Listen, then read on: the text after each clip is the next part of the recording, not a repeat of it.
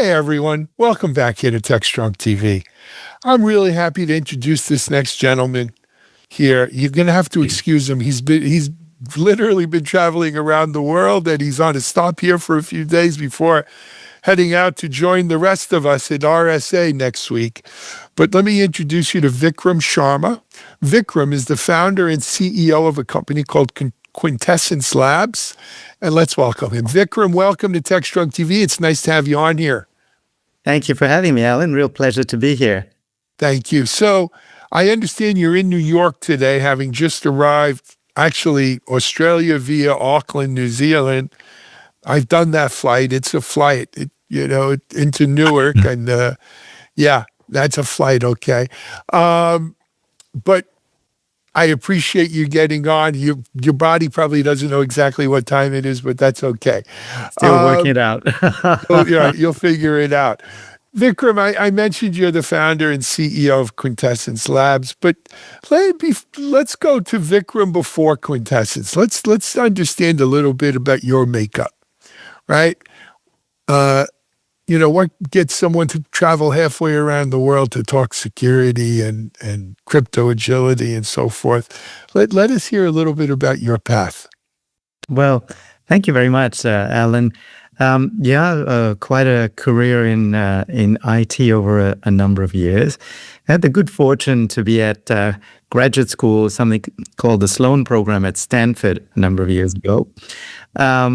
An amazing program, but on finishing that, had the remarkable good fortune to sit in on some classes taught at quantum physics by a gentleman called Steve Chu, who actually went on to become, way back when, Energy Secretary for the United States, Nobel laureate in physics, and he exposed us to the idea that we are on the cusp of being able to harness quantum effects to create all kinds of new capabilities. I'm sure you've heard a lot about quantum computing, there's quantum sensing, but equally quantum security. Now, this struck me as a really important problem, something I was very interested in, and something, even though it wasn't a thing then, but that in my perception was something that really would need addressing. And so oddly, went back and I found back at my doorstep in Australia, they were about to embark in some cutting-edge research at the intersection of quantum and cybersecurity. I was really fortunate to be a member of this amazing team they had, and this is at the Australian National University, and we had some world firsts in the application of quantum effects to deliver strong data protection. Culminating out of that research was the seed of science, which then resulted in my being able to form QuintessenceLabs well over a decade ago now. Really? Oh, so this sounds to me like you found the passion of your life in quantum and then quantum security, right where it intersects, and you've spent the last 10 years exploring that. Absolutely, Alan. It's funny you say that because I never really followed. I mean, I heard of quantum. I kind of know what the idea behind quantum computing is and why it's a threat to our cryptography and everything else. But I'm more of a generalist, let's call it. But the thing to me about quantum and why it never became front and center to me was, everyone you spoke to, he said, no, it's 5 to 10 years out. It's 5 to 10 years out. Yeah. 5 years later, still 5 to 10 years out. 10 years later, still 5 to 10 years out. But now that's changing, right? Now that's changing. It's no longer 5 to 10 years out. We could taste it. It's, IBM is pledging to have something by 2029 or 2028. I mean, we're talking a 2 to 3 year window. And we're seeing breakthroughs and technology advances every single day. We really are. And, Alan, it's interesting. It's sort of a bit of a similar trajectory with AI, if you think about it, right? Yeah. It was very similar, 30 years in the making. Then all of a sudden with the Chat GPT moment, it sort of exploded into our consciousness. And gone stratospheric in the last 3 or 4 years. Yes, So it has. I think similarly with quantum, it's been, as you said, probably 2 decades plus in the making, in the maturation of those seeds of science into things which can start to lay the foundations for practical applications. And now we're seeing very clearly, as you mentioned, IBM and others have on their roadmaps to deliver what they call the utility scale quantum computer before the end of this decade. So, around about, as you said, the 2029 timeframe. And equally, much as there's been progress on the hardware side, from a risk to cryptography side, there have been equal advancements in software as well. So in the efficiency of Shor's algorithm, for example, which 10 years ago was suggested for 2048-bit RSA, you'd need 1 billion qubits.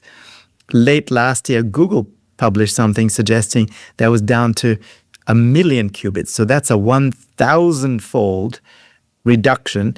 And that journey is not finished. It's likely over the next few years to continue. Plus, there's the possibility of alternative algorithms, which might be partially run on supercomputers and partially on quantum computers through a hybrid, which also offer interesting promise. Absolutely.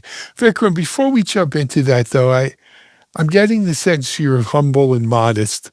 Let's return back to your work, both at the Australia University and over the last 10 years at QuintessenceLabs. You were, if I'm not mistaken, you were singled out or acknowledged by the Australian government, the Australian Prime Minister's office, as one of the leaders in quantum security. Thank you very much, Alan.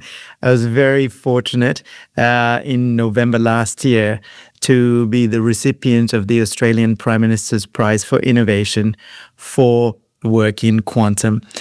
While I had this tremendous honor to be recognized, I think, to be fair, it really is representative of the tremendous work done by our team at QuintessenceLabs in making advancements, fundamental advancements in quantum cybersecurity, to the point where we do now have that science going to tech and then tech going into solving problems and being deployed globally today.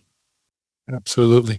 We've been involved a little bit recently with quantum security with our friends at DigiCert. Right. And so I've had the chance to interview and speak with many quantum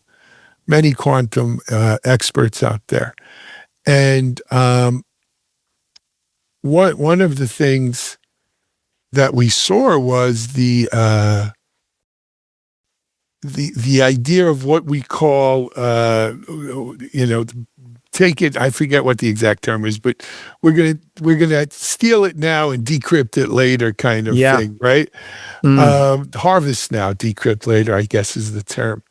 Yep. And this is a real problem as we get closer to the time where, Q-Day arrives and we can, not we, the bad guys can decrypt what, payloads that they've been harvesting. This becomes more and more of a problem, right? Because, the data that gets harvested, Vikram, in my mind, is almost like radioactive data, right? It has a half-life. Mm-hmm. And so every X period of time, half of that data becomes obsolete, not worth anything. However, that's fine when you're 10 years out and that half-life is every year, right? So in 10 years, right. But when that Q-Day, the runway's not that long, the half-life doesn't necessarily protect you as much anymore. The radioactivity, right, doesn't protect you as much. And it's a valid strategy by these, call them bad guys, call them hackers, call them whatever you want to call them, but they're figuring they're going to harvest this sooner than later. Absolutely, Alan, and to your points there, probably a couple of ideas to throw in there. So one is, as we've just discussed, that day where a cryptographically relevant quantum computer, as they call it, will become a reality is now not so much a theoretical date, but something which will practically be achieved. I think we can see a clear pathway towards that. But right now, today, as you said, these harvest now, decrypt later, or handle attacks, as we call them, are rife. We understand state-sponsored activity is ongoing, where, as you noted, data which has a short half-life perhaps is not so much at risk. But there are very valuable information sets which are being targeted by the harvest now, decrypt later actors, whether they're valuable intellectual property, designs of technology, medical devices or medical technologies which take a decade to mature, or indeed state secrets. All of these need to be protected today, but many of them need to be protected 10 years out from now. And such data is at risk, and its compromise could have tremendous political, geopolitical, and financial consequences. Oh, absolutely. Yeah. So talk to us about what QuintessenceLabs is doing to help us here.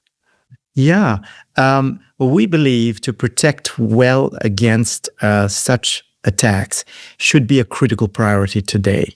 As you've rightly noted, the likelihood of having a quantum computer at scale has now very much come into planning horizons for many chief information security officers, where in that 3 to 5 year time frame, we can expect this to be a reality. Now, the interesting thing is, that the time to transition, or important thing, maybe more correctly say, is non-trivial for large organizations. To change cryptographic infrastructure to become quantum resilient is for many organizations a 3+ year journey. So we should really, as a imperative, start understanding what crypto we have today. So I think a lot of organizations are actively involved in crypto inventory. From that, build a roadmap to transition to a quantum resilient posture, start some trials and pilot programs to understand what it does take to transition, and then implement that roadmap. At QuintessenceLabs, we believe there are 4 key elements to being well prepared.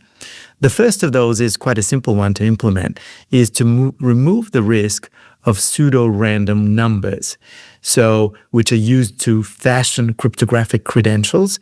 So let's use a true random number source. It turns out quantum is a good one. So at QuintessenceLabs, we have something about the size of a cell phone. It's a PCIe card form factor, but also available as an appliance, which puts out a gigabit per second of full entropy. So 1 billion random numbers per second. And in fact, it now appears on the NIST approved website as approved sources of entropy. Really? The second is to be able to manage encryption keys at very large scale with the performance, the resilience, and the control that large enterprises require. So if we look at, today we're managing probably thousands, tens of thousands of encryption keys. But as we move to 5G, 6G, and fine-grained encryption, that will move IoT also to millions, if not hundreds of millions of keys. So to be able to manage at that scale with the performance and redundancy that's required is another, we believe, essential piece of this. The third element is about crypto agility.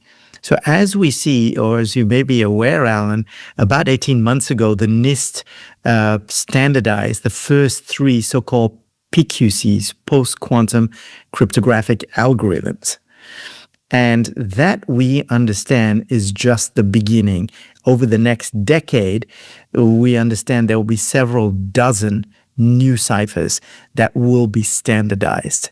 So enterprises will be in a situation where they have to handle legacy ciphers existing ciphers that we have today, but also transition to these new PQCs as they're progressively announced.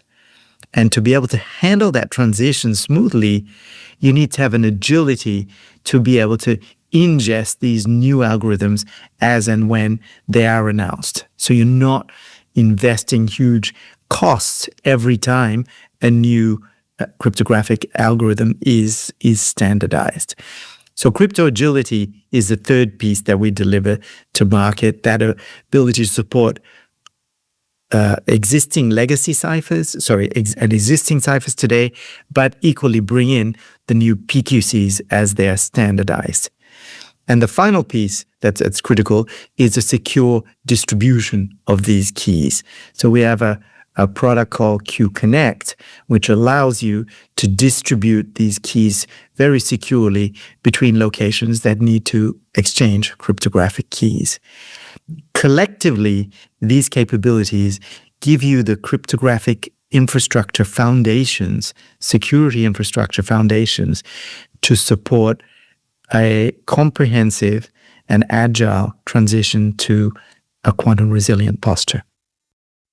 I love it. Vikram, these interviews are only 15 minutes and we're out of time. But for people who want to get more information about Quintessence Labs, what's the website? Well, thank you. We're at www.QuintessenceLabs.com. We have a host of information available there, and we would love for anyone that's interested to contact us. We will also be exhibiting at the RSA security conference upcoming. Next week. And we're booth 4300 there. Fantastic. 4300. I'm just thinking about that floor. But RSA is a great show for you there. I'm actually looking forward to seeing the presence Quantum has this year at RSA, because I think that'll be a good indicator as well. You know, sort of like the predictability markets, right? What presence you see, how, you could probably make a bet to see how real it is. How it develops, right? How it develops, yep. Anyway, Vikram, I know your body is telling you it might be bedtime, so I'm going to let you go. Rest up. Good luck in New York. Safe travels to San Francisco for RSA. Hopefully we'll see you there. Thank you very much, Alan. Real pleasure to chat with you today. Pleasure, my pleasure.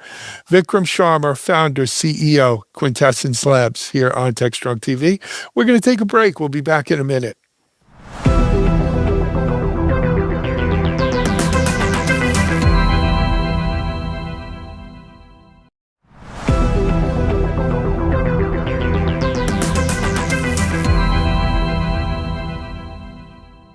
Hey everyone, it's Alan Schimmel, founder, CEO here at Techstrong Group. Really happy to introduce this next session here for you. In this session, we are going to have Fernando Montenegro, who is the analyst in the security cyberspace, speaking with Ryan Jones. Ryan is the partner director of product for Power Platform Managed Platform over at Microsoft. Great conversation with Ryan and Fernando. Fernando's going to talk to Ryan as we explore how organizations can securely scale agentic apps, including Power Platform's governance capabilities. This is going to include managed environments, adaptive risk models, and lifecycle controls. Hopefully, you'll get out of this video practical guidance for balancing innovation with compliance in an age of AI-first development. Let's listen in on Fernando and Ryan. Alan, thank you very much. So, I'm Fernando Montenegro. I am VP of Security Research over at Futurum, and I'm thrilled to be here with Ryan Jones to talk about the broader topic of AI governance. Ryan, want to say a few words before we get started? Yeah, thanks so much, Fernando. My name is Ryan. I work on a number of the security, governance, and operational capabilities that we provide not only to our AI agents, but also that we provide to our low-code apps and automations that run on the Power Platform as well.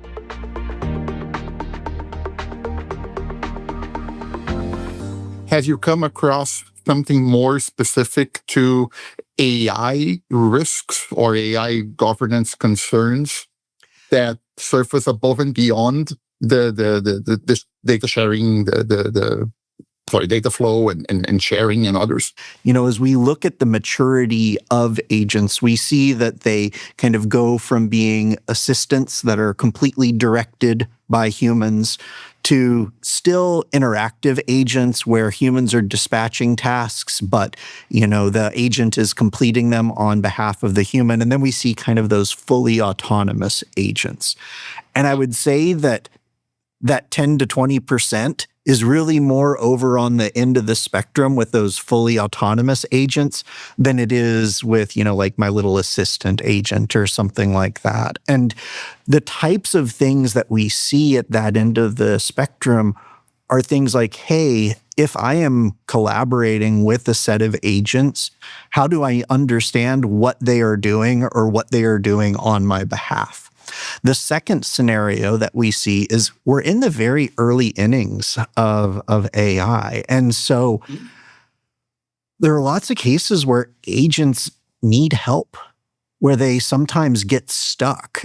And so some of the things that we've been trying to add into our products and our offerings are things like within Power Apps, we have the agent feed where a human can see what all the agents are doing for them.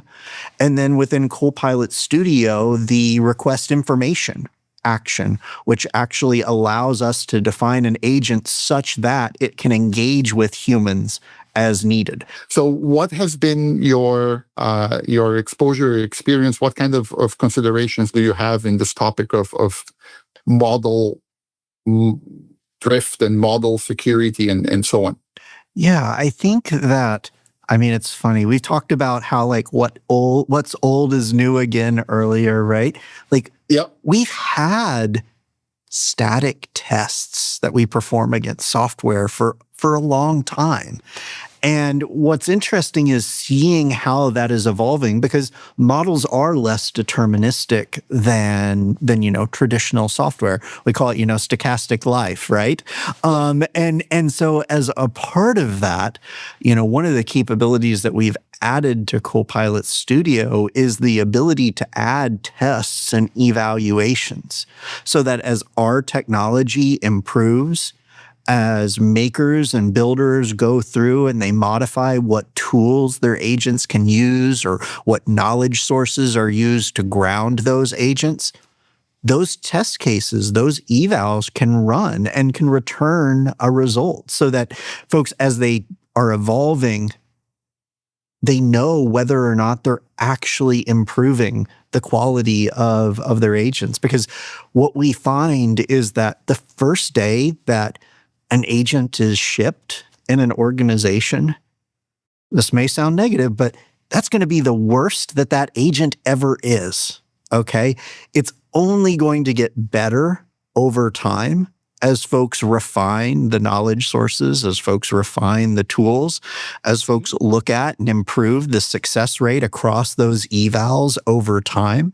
And so I think that those quality gates that we've had in software for a long time, we have those with AI as well. Mm-hmm. I think also, a lot of times an individual maker, they're going to be the folks that are really interested in whether or not that agent really works well or not.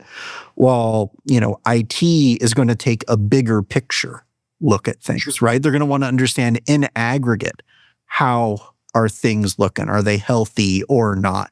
And it could be that if they see an agent that's not performing well, but, maybe just you and I use it, IT probably doesn't care. But if I have an agent that 20,000 people use this month, IT is going to care. And so those same views that we provide to our makers to understand whether or not their agents are healthy, we provide those aggregated views for the admins as well. In fact, had a large customer in the energy industry where someone built an agent and it was for them and they shared it and it kind of grew and grew and grew. Next thing they knew, they had 10,000 people using it. They moved on to work on other things, right?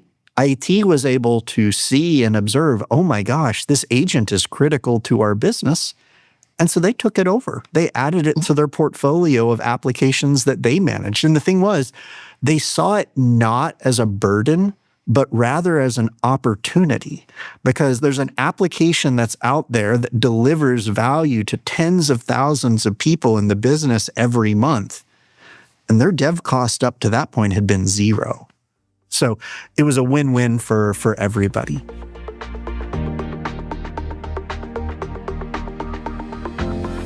Once the technology security teams build the guardrails, right, then the business users are free to go work on those use cases. So what kind of advice do you think would be applicable to those technology and security teams in terms of getting them ready to build or to build those guardrails or to leverage what they have to implement those guardrails?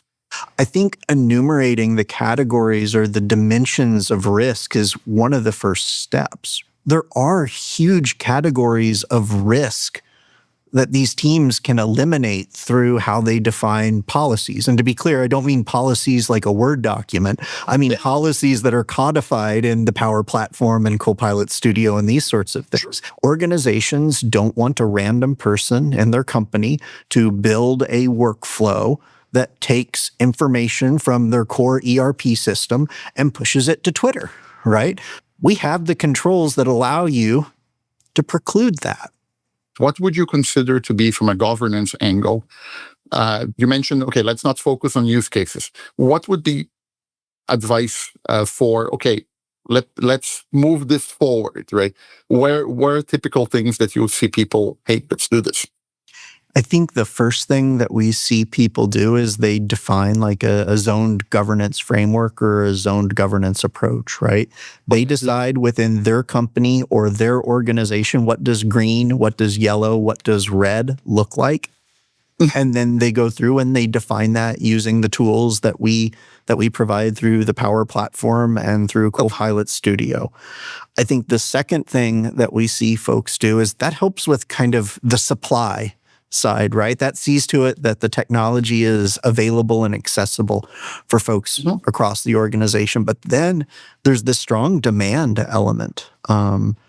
Because gosh, I was talking to another big company in the credit processing space a couple of weeks ago, and they had this amazing, governance framework set up, but they didn't do anything to stimulate demand, right? And so the next thing that we see is, reaching out to the businesses, not to harvest their use cases, but to help them implement their use cases, things like hackathons, things like training, things where for the people that are interested and excited about transformation through technology, where they can roll up their sleeves and get into it. I mean, the number of apps and agents and automations that came out of those couple-day training session and hackathons, it blows my mind every time I have the opportunity to participate in one of them. And it's fascinating because you see the passion of the people in the business. You see their ideas come to life. And then in many cases, that's the first step of a broader personal transformation and career journey, where you have someone that's been in accounts receivable for the last 2 decades, and all of a sudden they realize, oh my gosh, I can actually harness AI to completely change how this part of the business works. And what you highlight here is super interesting, because one of the things we talk about in the context of platforms is how you can have that network effect of you've already configured something in your environment for a particular use case, like I said, enter groups for identity, and how that can accelerate the time to value, if you will, within AI development, because hey, you're building on a foundation that you already built for your organization. So I think that's a really powerful message, right? And it's something I tie back to: how do we help technology and security teams build that scaffolding so that those business users can go play with on those environments. 1,000%. And I think that in a lot of circumstances, it means standing on the shoulders of giants that came ahead of us, right? Like what organization today doesn't have Entra deployed in one form or another for user and group management? And so why wouldn't we use those grouping constructs as a foundational capability around which we build our security and governance frameworks, right? Like it's already there. It already works. And I think that is one of the things that's a little bit differentiating around the offerings that we provide in the space, because I build an app, an agent, an automation from day zero. It's Entra authenticated and authorized, right? Another thing that we're seeing that's super common right now is as companies are trying to figure out how do they get these AI tools into the hands of people across the organization, and how does that center of excellence or that center of an enablement help people in the various business units upskill and drive transformation. One of the things that we're seeing is that our customers who already had a center of enablement or a center of excellence built out for low-code applications and automations, they're moving much, much faster when it comes to agentic transformation, because a lot of the foundational governance concepts that you need to have in place, they're modality or client agnostic. And so that's, I was talking with a financial services customer just yesterday, a big one of the GSIFIs, and they were like, yeah, we have deployed, this many thousands of agents over the course of the last, month, and we would not have been able to do that if it wasn't for the fact that we already had this governance framework in place from what we've done over the course of the last 5 years with low code.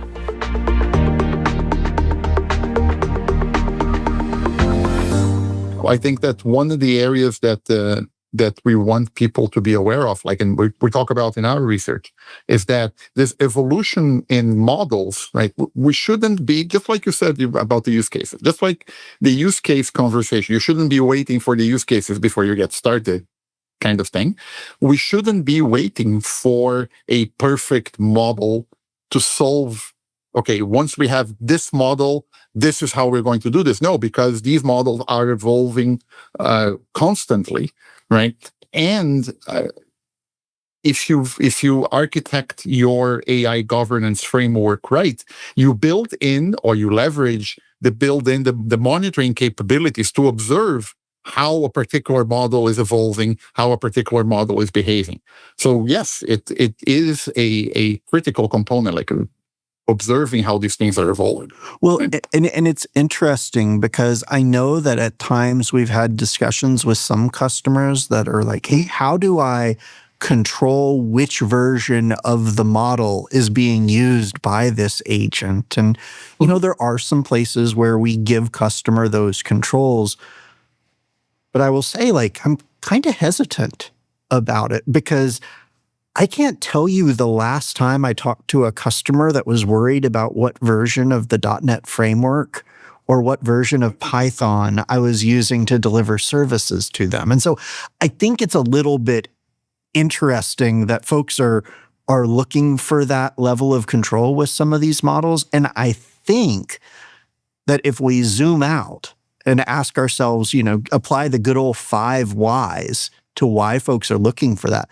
They want to make sure that as new models are available, it doesn't cause functional regressions in their agents. And the thing is, like we were talking about earlier, that's quite literally why we have tests and evals, right? And that's where, by the way, if for some reason, even though I don't think I've seen it practically speaking in the last year or so, if folks did see a regression as a result of a new model, awesome. At that point, yes, you want the control to go back to an older version, but we're not really seeing that in practice that much. So, yeah, no, and it's this speaks this talk track of multiple tools for your SaaS apps within the business environments is something that it's a shared pain for security teams as well. Because when we speak with security executives and their teams, they are swiveling between multiple tools in the environment as well. As a matter of fact, we're working now on a report on security platforms, precisely on that note. And one of the areas that we are tracking is AI for security, right? In the context of how do the agents that are now being deployed within Sentinel, for example, right, are helping with, okay, let's do exactly what you were describing from a low-code, no-code perspective. I know it's on the Power Platform, but we're seeing a similar thing on the security platforms as well. And there is tremendous interest in doing that, provided that, yes, we've handled the governance and risk constraints around those. So absolutely, this is a phenomenal time. The joke I make is that like, listen, you can wake up at 6 o'clock in the morning, go to bed at midnight, and this stuff keeps coming at you with opportunities, right? It's information to collect, it's information to parse, and opportunities to make improvements. Perhaps you can use agents to help you with that too.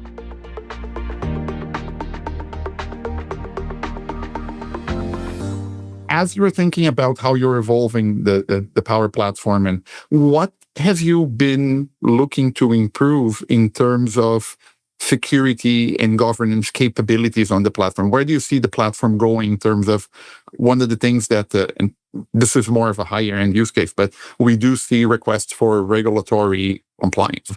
Like, remember when the internet was new and people started creating like those blogs that talked about like what they ate for lunch or what their dog did that afternoon because they didn't know what else to do with it? I kind of feel like we're in the same place right now with AI. And so I would definitely want to preface anything I say with these are early innings. And so I kind of don't know. Okay. At the same time, as we look at, the types of regulations that are coming into play with the EU AI Act, some such examples that we're seeing there are like, hey, these particular types of data need to be handled in a particular way.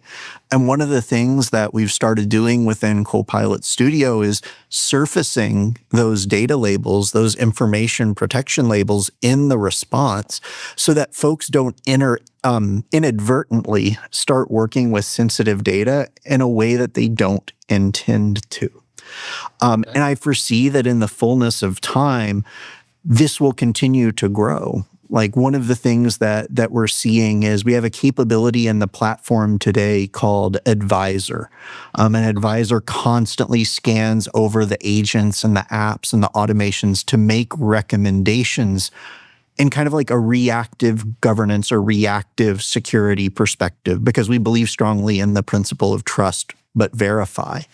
And one of the things that we're starting to see with Advisor and the way that it can iterate through, like AI-generated app and agent descriptions, is we can actually start to flag when some of these apps or agents may be getting too close to that boundary of what, acceptable use policy within a company looks like. And so there's definitely something interesting going there. So one of the areas that when we speak with security practitioners comes up a lot is they are balancing two very distinct problems. On one hand, they are absolutely swamped. The other is we need to balance two things. On one hand, we want to use as much as possible of the broader tooling we already have, the security platform conversation that we are observing, right? That being said, there's still in many cases, particularly the more novel use cases, there is a need to work with third parties. What's been your experience navigating this platform and ecosystem scenario in the conversations you've had as people have been using your platform? Yeah, I think that what we try to do is we try to start from, first and foremost, providing those foundational security primitives that people need to be able to leverage these capabilities safely. And that has to be native within the platform, right? Like if I have to go find an authentication provider or find an authorization service or figure out my auditing and, those sorts of scenarios, like that's a non-starter, right? And so we have to provide those capabilities from the get-go across Power Platform and Copilot Studio. I think the next layer above that is if I think about the tools that someone in the CISO's organization is using on a daily basis, I'd love to think that they come to the Power Platform Admin Center every day, but I know that's not true.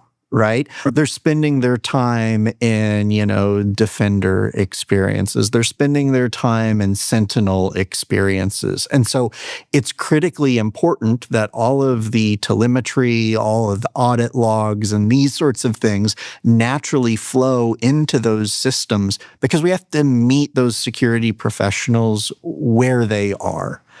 And then I think the final thing that we're seeing is there are some unique and novel risks in some cases with AI, right? When we look at things like prompt injection and, kind of the emerging product categories of like XDR for AI, does Microsoft have some solutions in that space with Defender? Yes. Is it also such a quickly evolving product category that we need to plug into the broader ecosystem?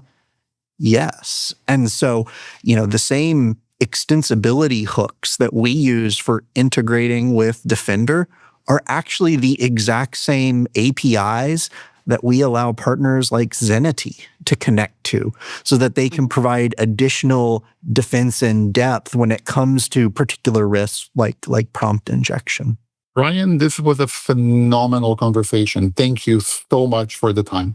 Hey, thank you so much for your time and for all the awesome discussion. And, my hope is that folks, as they hear what we discussed today, they'll feel confident, they'll feel empowered that they have the capabilities needed to manage that security, governance, operational availability risk, and that they'll be able to parlay that into, accelerating how AI is able to transform their business and deliver outcomes for their employees as well as their customers.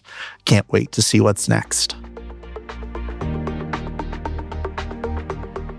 I think that as I ponder on what we discussed, a few things. First and foremost, this notion that you have been building a platform to begin with in terms of low code, no code before, and then building the AI capabilities on top of that does give people the benefit of building on what they've already done. It does give the benefit of tying to the rest of their ecosystem, and it's as much about the culture of let's try and get started and work on different types of use cases without trying to boil the ocean. We're going to build a capability that accommodates different use cases, different levels of governance requirements, right? And then we're going to help those teams start to work on those particular scenarios. I look forward to seeing how the platform evolves and capabilities. This area never stops. One of the taglines I use is there is never a dull day in this industry, and that's the case here.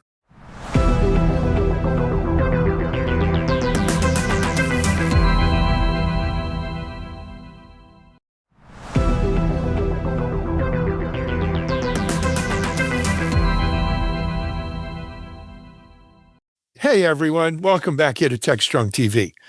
My next guest, I want to introduce you to him. I'm really happy to have him here. His name is Willie Tejada. Tejada? It's good Willie, enough, I Alan. apologize. It's good enough. Willie is the GM and SVP of Aviatrix. Willie, pronounce your name right, first of all. Let's correct. Tejada. It's very close. Yeah, Tejada. Much easier. Tejada, just the way it's spelled. Willie, you're GM, SVP here, but you weren't born that way, right? You had a life. I took, like most folks, I had a journey to actually get here that puts me in front of this this conversation. Alan, thanks for actually having me. My career in technology has spanned, I'm old, so it spans over, 25, 30 years. And it in security, I was fortunate enough to have one of my startups bought by Akamai Technologies. And then that kind of, one of the things that we did back then is that we saw that many of the features were being used for security. And what we ended up doing is standing up the first security products for Akamai. And that was like in web application firewall, their DDoS type of product, basically were the first kind of entry points. Now I think the security products are the largest revenue producer for Akamai. No, they are. So were you there when Andy Ellis was CSO? Yeah, absolutely. I know Andy very well. I spent lots of time actually with him. Andy's a friend. my latest stint before coming to Aviatrix was a Zscaler, working for Jay. And sure, I know Jay too. Yeah, heading up their what they called their takeoff team products. So you can kind of think of them, Alan, as kind of their emerging products. And so I knew very well kind of like I'll call it workload protection, the digital experience monitoring area, as well as the data protection area. And then what was really interesting about how I crossed paths with Aviatrix is I owned the workload protection business at Zscaler, and a colleague of mine introduced me to Doug Merritt, who's now our CEO. And Doug was in the midst basically of pivoting Aviatrix from a multi-cloud networking company to a security company. And what I realized was, back at Zscaler, if we had been able to use the network as an enforcement point, the workload protection business, number one, would have been much easier, but it would also actually been able to future-proof a lot of things. Because today, we posited Aviatrix that the largest unguarded attack surface area isn't at the perimeter. It's actually in between the cloud workloads. And so every app, every data. There is no perimeter anymore. Exactly. Is the action, right? Exactly. And it's funny. I remember being at an America's Growth Capital cloud security panel that I moderated. Jay Chowdhury had just started Zscaler. And he got up there and said that the perimeter's gone. The perimeter's gone. It's all about what's in the cloud. And, a lot of people in the audience were clutching their pearls. You know what I mean? And, but Jay's not a dumb person. No, not at all. Not at all. Yeah. And so, and there you go. I think for the most part, most folks really, really oftentimes is trying to guard that front door when the reality actually is once attackers actually get in, they move laterally inside the clouds to get to high value assets. And so that's where Aviatrix spends its time. That's where we deliver value, protecting those high value workloads and applications by utilizing the network as an enforcement layer. So is it like microsegmentation kind of stuff, or? It is microsegmentation, but again, if you think about dissolving your constructs of how you built a security stack on-prem. So, typically, I got a firewall, I have a NAT device, I have all these other pieces, and you built it from the ground up and said, great, I'm going to focus on cloud workloads, not user-centric zero trust, but let's call it workload-centric zero trust. If you're doing it from that standpoint, then you'll do these principles like, great, you need to be in line to traffic. Great, your enforcement point needs to be close to the workload of the VPC or the VNet. You have to do all those types of things. So yes, we do microsegmentation. Yes, we do firewalling. Yes, we do natting. You do all these types of things with the sole idea that I'm protecting workloads. So, we get a lot of telemetry from partners like Wiz, and allows us roughly actually to deal with security in the runtime, the cloud runtime, as we call it. So that when we look at it from that standpoint, the network is an ideal enforcement layer, especially when, Alan, what I would say is, think about the entity we're trying to protect, modern cloud workloads. When you went from a VM, you lifted and shifted basically to a VM, a traditional next generation firewall, probably fine, probably north-south traffic basis is going to be okay. But when you think about the progression of that, it moves to Kubernetes, it moves to serverless, it moves to autonomous agents, right? Like if you have an agent-based architecture for protection, how you do that basically with a serverless? Just, when you think about the ephemeral aspects of workloads, they disappear and they come back, and IPs are different. So looking at it from that standpoint, the ideal scenario to get pervasive workload protection is actually the network. So, Right. we utilize 10 years of building an asset of cloud, multi-cloud networking and orchestration, and now we're purposing it for protecting workloads. When you think of it, it's the one constant, right? In a world where we're all working from home or from anywhere, there is no perimeter, there is no moat, there is no. The only constant is we're all connected, right? And that's how you got to look at it. You got it so fast, Alan. I almost had to skip a beat because you got it so fast. Again, thinking about it from this idea of like some of the things that we deal with is enterprises almost always believe that the cloud network is implicitly trusted, right? And like that's one of the things that comes about. And then the rest of the security industry has been primarily focused on locking the front door. But, in the cloud and workloads, it's as if, you lock the front door and moved everything inside of a building that has no walls, right? It's like that's basically like where the gap really lies. So, we find roughly that the last 5 years of security has been really focused on end user centric zero trust. And we think being accelerated by agents, that the next 5 years a lot of the focus will be on essentially what we refer to as workload centric zero trust. And so that's what we refer to as our cloud native security fabric. Love it.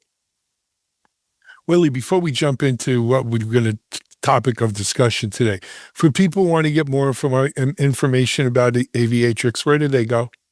They can come directly to aviatrix.com or aviatrix.ai.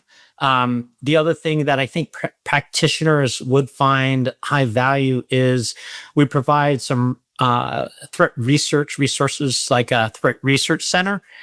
So you can come to find out about Aviatrix, but probably more importantly, come to find out about threats and other things that you should know as a security practitioner. Actually come to Aviatrix, and won't be product-based, but can help you do your job. Excellent. I love it.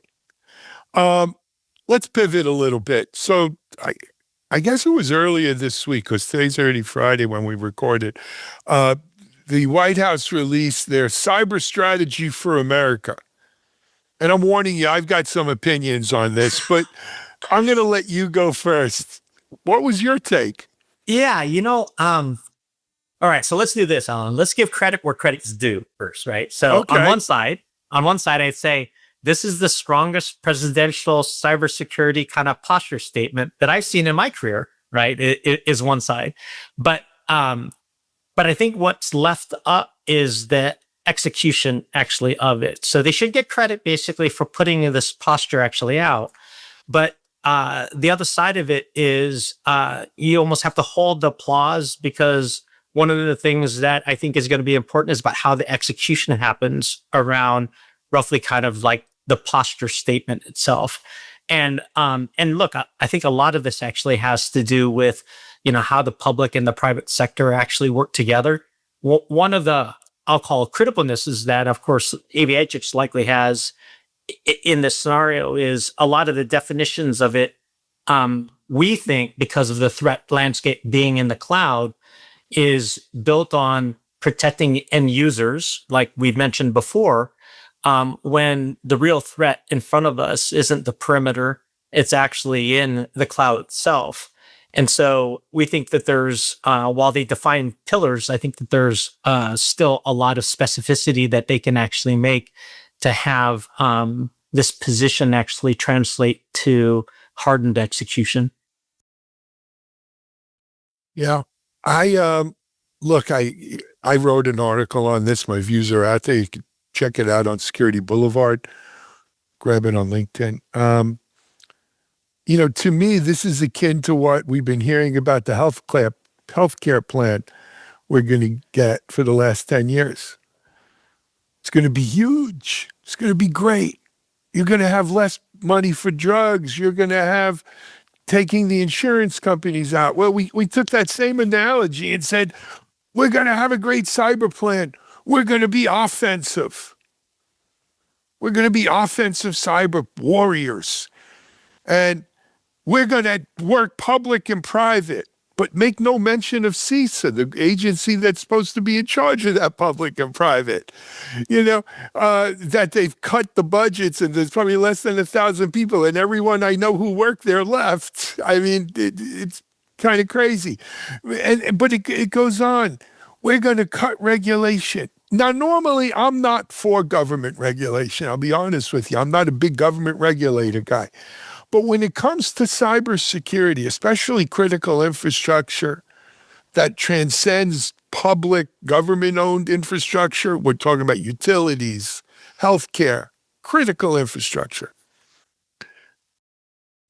This isn't a case of physician, heal thyself. This isn't a case where trust us, we'll do. You need standards. I've been in security for 30 years.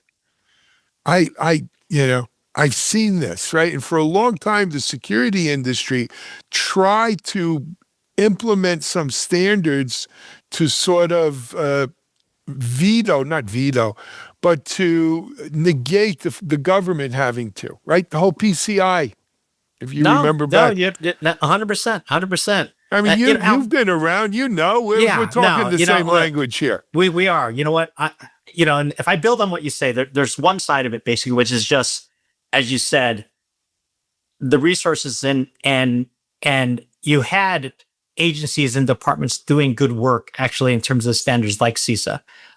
You had an entire industry basically doing mappings to how does my solution map to a NIST or a CISA. So, those frameworks could continually be invested in.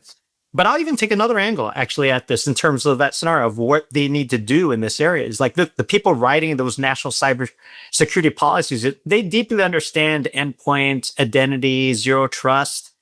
They've been well briefed, but the cloud network layer is new territory. And so, from our vantage point, the industry hasn't been talking about this. And so that's where a lot of the focus actually is. But the largest threat, as I opened with, is this unguarded attack surface area that's actually in the cloud. And then to your point about standards, Alan, it's like, where could we make some ground? Look, first, you could have cloud network security standards, right? Like, second, you could do what? AI agent traffic visibility as a standard, nice. Right? Yeah, like those two things basically would be really fantastic in terms of really getting back to the substance that you're talking about. And then, back down to the scenario of like organizations, you can have public and private cloud security coalitions, the things that help us close the gap between operational, and taking a paper, but basically making it really enforceable in execution. These are things, like you said, they have to be more than just notions, right? They have to actually be grounded actually in, either agencies putting forth very strong standards. And like I mentioned before, it's one thing to be rooted actually in what was the trailing architectures, but today how fast things are moving, I think we got to look forward basically in terms of how are AI agents going to impact these pieces and where are the areas that we actually see are being breached. And we think it's the cloud network is that largest liability. Absolutely. It's an interesting point you make there. I do think that the cybersecurity posture of this nation, and make no mistake, this nation, the U.S., is a hyper-connected society at the B2B level, the B2C level, and everything else. Those are the kinds of situations that scream out for public-private partnership. No private industry is going to be able to do it themselves. Let's look at cloud, for instance. You mentioned cloud alliances. Like you have the CSA, Jim Rivas, the Cloud Security Alliance. Sure. They've been doing good, yeoman's work now for, 12 years, maybe more. Right? I'm trying to think. I was there at the first meeting at RSA when they formed the CSA. My friend Rich Mogul's over there now is the analyst in residence or whatever. They do a great job. They just came out with a whole bunch of new of stuff. But the problem is where's the teeth, right? How do you get organizations to do more than shake their head and say, that's nice? How do you and that's always been a problem in security, right? Is because for each company, it's a risk management decision that they make. What I may consider too risky, you may not. Yeah. And, Yep.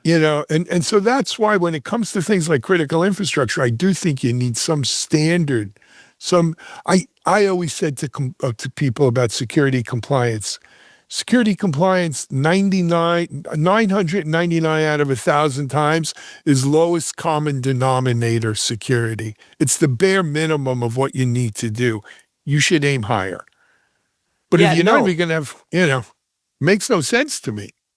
Look, I think the things that you're actually saying, Alan, when you think about when agencies won't show up, the private sector has to be in the room, right? Is basically what it comes down to. So, there's no doubt in my mind that, again, I wanted to give credit where it's due. It's great. They put a position actually out.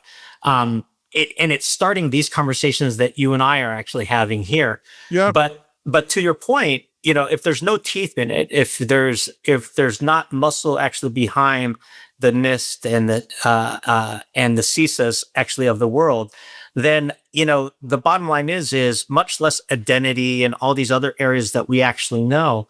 The cloud network is where American enterprise and government infrastructure actually lives now. If we don't secure it, then what else really matters in my mind from that standpoint. So a lot of what we're actually rooting for is great. It's a great gesture in putting out a framework along those lines. But again, putting some of the things that I mentioned, especially around cloud network attack surface area, putting some of those motions actually in place, I think go a long way of putting teeth into the system. How do we get cloud network security standards? How do we impose regulations on AI agent traffic visibility? When you're putting some of these things actually in place in other hardened analogies, the bottom line is that you would deploy cameras in somewhere and mandate that they have cameras to watch certain things that have high protection. We're just saying, hey, give us the same level of specificity so that there is compliance and actually advancement in what we're actually trying to do in terms of securing critical infrastructure. Agreed. Hey, we got a little bit of time left, not much, but I want to take a right turn here. You mentioned AI and agentic AI. It's the elephant in every conversation, right? These last 2-3 weeks, I think it's set AppSec on its head. Yeah. Right? With some of the stuff going on. It's got to be having a huge impact on what you guys are looking at Aviatrix. Tell us a little bit about it. Yeah. You know what? So we articulate this macro problem. We kind of refer to it as the architectural divide. And let me try to explain it actually to Alan. So if you think about the two opposing forces that most enterprises are dealing with, they adopted a cloud because they wanted faster innovation, right? So faster innovation, they changed the way they develop. They, have CI/CD pipelines. They've gone to essentially how fast can they actually build this innovation? And certainly agents and AI are playing a critical role actually in that. That's one vector, is what's actually going on basically is like, great, they've adopted cloud, and that cloud infrastructure has gotten quite complex. So lots of times they had a very well thought out like cloud, well, we're going to do, it could be Azure, it could be AWS, it could be GCP, whichever one was the first cloud that they went to. But then all it took was another developer saying, I like this cloud better, or they acquired another company and now they have multiple clouds, and the complexity basically grew. Then kind of along the other vector, I would say, is this idea that the workloads are evolving at a pace and have different types. I mentioned VMs, Kubernetes, serverless. And then think about like an AI agent is like one of these workloads on steroids, right? Because it's autonomous. It makes its own decisions. It has skills to connect to all these other pieces of data. And so when you think about those two vectors continuing to grow, that space in between is the attack surface area that all of these bad guys are really trying to actually go get. So as long as you continue to develop agents, and as long as you continue to actually have, greater cloud infrastructure, you incorporate Equinix or a Megaport, that complexity is exactly what gets exploited. And so, our posit is that what you actually need, and you said this earlier, is a pervasive enforcement layer. And that's where the cloud network actually comes into play. The idea that you could put like an agent to monitor all of your agents that you're deploying. I think one of the stats that I saw is like machine identities are 144 to 1 to human identities. So one, you just got all these things. Think about it like you're trying to monitor all these laptops because that's where user identities are. Now you're at 144 to 1 relative to basically cloud. And that doesn't count the agents. Wait till agents really take off. You could put another zero in front of that. You throw and then they operate at machine speed, right? And so, and they're in this kind of scenario. So this is what are we dealing with in this scenario? In many of these cases, we're still in education mode, Alan, where, trying to explain to people, great, you know what? You need to have your arms around securing your cloud agents, but utilizing that network as the enforcement layer is the thing that's going to allow you to have common policy across all clouds, to have common enforcement close to where the workloads live and where the greatest vulnerability actually is. So yes, we're quite busy in that scenario.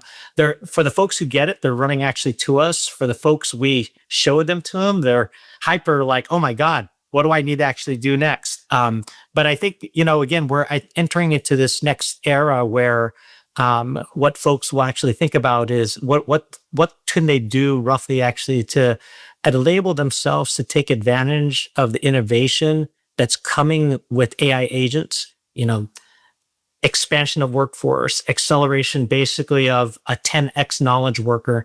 And to do all those types of things, they have to be confident that they can securely deploy those agents in the cloud. And that's where Aviatrix comes in.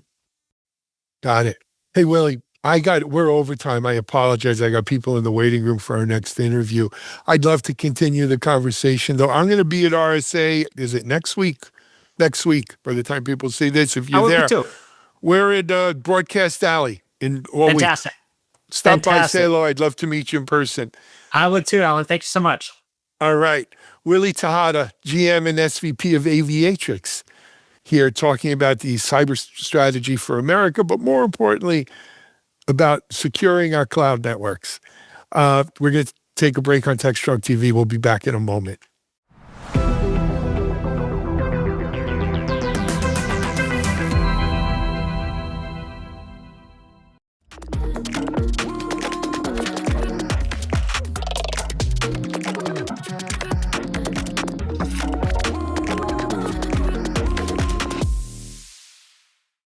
Welcome to Security Boulevard, the cybersecurity podcast from the Futurum Group. Each episode explores a variety of topics within cybersecurity and the technologies that drive it. You can find us on securityboulevard.com, the Security Boulevard YouTube channel, Techstrong TV, and all of your favorite podcast platforms. Let's meet today's panelists before we jump into the topic for the episode, starting with Fernando. Hello, everyone. Fernando Montenegro. I lead cybersecurity and resilience research over here at Futurum, and it's always a pleasure to be here. Good. And we're glad to have you. And joining us this week as co-host is Mr. Jack Poller. Hello, everyone. I am the principal analyst and founder of Paradigm Technica, an analyst firm focusing on cybersecurity. All right. And of course, I'm Tom Hollingsworth. I'm the event lead for Security Field Day, as well as many other security topics at Tech Field Day. Let's jump into today's episode, and we're going to be talking about hacking, which is a topic that we brought up before, but the last week, as of this recording, has seen some very interesting developments, specifically around nation-state actors and their targets. If you're not keeping up with the news, Stryker, which is a large healthcare organization, had to release information that they had been hacked, and not just hacked as in we took some of their data, but they had most of their systems wiped, including their employees' laptops, phones, and pretty much anything that had lights on it. And in this case, we're not talking about our good friend Ted Stryker or even William Stryker. We're talking about the people who led a strike against Stryker and what that could potentially mean for the future of warfare as it is encompassing cybersecurity more and more. So I'm going to kind of open this up to my co-hosts here. I don't necessarily know that I was shocked that Stryker got hacked. I think it was more amusing to see how thoroughly they had been dumped, because you would hope that healthcare and hospitals had better security. But apparently, at least the people who got in touch with them definitely got in touch with them. So let me start by saying a couple of things. First of all, I have a good friend. She's an amazing threat intelligence analyst. She goes by Stryker on social media. So when I saw the news that Stryker was hacked, I was like, oh my God, let me reach out to her. No, it's fine, right? The other thing is that I'm old school, and I'm still one of those hacking is not a crime people, right? So I don't like the term. They weren't hacked; they were attacked, right? But your point stands, right? In the context that they were attacked. And listen, we are in the middle of perilous time with geopolitical implications, and we've seen it time and time again that this affiliation, that there are state-affiliated groups that will do things for non-financial reasons, right? And in this day and age where a significant portion of the conversation around defenses and threat modeling focuses on the financial motivation of attackers, which, yes, they are there. This is a harsh reminder that there are non-financial motivations. And we've had it here. I have more to say, but I don't want to monopolize the conversation. Well, I don't disagree with you completely, but I would take issue with a couple of points. And I think we need to make a differentiation between hacking, which, as you say, is, there's sort of ethical hacking and maybe non-ethical hacking, but I think this was much more an attack. And I think the cybersecurity industry has been talking for not years, but decades about nation state attackers, right? And I think the difference here, as you mentioned, is up until now, and maybe not even up until now, but almost always the nation state attackers are financially motivated. We have seen hacktivist groups that are doing things for politically motivated or social justice reasons, but for the most part, vast majority are financially motivated in one form or another. And in this case, the only financial motivation here was the total destruction of another company who was perceived to be, apparently a U.S. company and could damage U.S. from somebody who is non-U.S. and doesn't like the U.S. But I think what's really striking about this isn't the fact that they were attacked, but was that they were destroyed instead of had their data exfiltrated in ransomware or other typical attack vectors. Yeah, I agree. Where I'm poking on things a little bit is that yes, we've seen this type of motivated attacker before, and again, I'm not directly involved in the IR for this or anything, so I'm speaking with second level, third level information. But the what appears to have happened here is that there's good and there's bad, right? The bad, of course, is that they were attacked and suffered significant disruption. The good is that, from what I understand, the company did something really good in that some of the medical device networks are segregated, right? And those medical devices were not affected by this, right? In this day and age of like flat networks and SDN everything, it's a good reminder that yeah, some good old fashioned segregation is warranted. And particularly if you're dealing with this type of mission critical, life critical type of environments. And I salute those who work in healthcare IT, because they have to deal with that with what is it?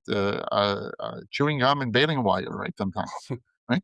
But yeah, so in this case, yes, it was bad. But you know what? Kudos to the team who segregated their networks and avoided a larger impact. So I'll just throw this out there because I think it's kind of interesting. I think one of the reasons why hospital healthcare IT has been maybe less at the front, maybe less rigorous, is because there's this kind of understood goal that in a war you don't attack hospitals. You also don't attack churches and schools and places of refuge and things like that. But one of the things that we're seeing is a lot of those mores, if you want to call that, for these things are kind of being put by the wayside. And I noticed it a couple years ago when we started seeing reports that the criminal attackers, people doing it for money, were going after hospitals. And at the time, it was because, oh, well, hospitals will pay because they don't want to lose lives, and it's a huge hit to their reputation if their entire healthcare system goes down, and that means that they're willing to pay up. But now what we're seeing is people who are not motivated by money, but are motivated by ideology or orders, are going after them because they make really good soft targets. And they're not the only thing, too. Power infrastructure is one thing that we keep talking about. And the reason why this is relevant to me is because I was thinking back, oh man, over 10 years ago, I wrote an article for a ambassador forum where I talked about the fact that what's going to happen when some of these kind of off limits targets are no longer off limits, and how does that impact that? Because we know that certain systems are definitely hardened against intrusion because they are common attack vectors. You know, I think that the CIA servers are probably some of the best on the planet, not just because they keep all the secrets, but because it's the first thing that everybody wants to hack. But a hospital in, you know, either in a mid-sized U.S. state or possibly even a rural hospital system make very tempting targets when you know that you can basically kind of waltz in and do whatever you want, because they're not focused on keeping attackers out. They're focused on billing and keeping patient records secure.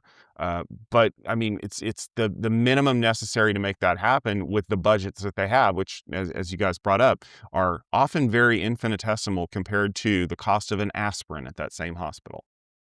Well, I think one of the things you brought up is you mentioned hospitals, you mentioned healthcare, and you mentioned power stations, right? And what occurs to me is that we've talked a lot in the last, I don't know, 3, 4, 5 years about critical infrastructure and cybersecurity needing to protect critical infrastructure. And we had the pipeline incident on the East Coast. I can't remember what the name of the pipeline was Colonial that was pipeline. taken. The Colonial Pipeline that was taken down, right?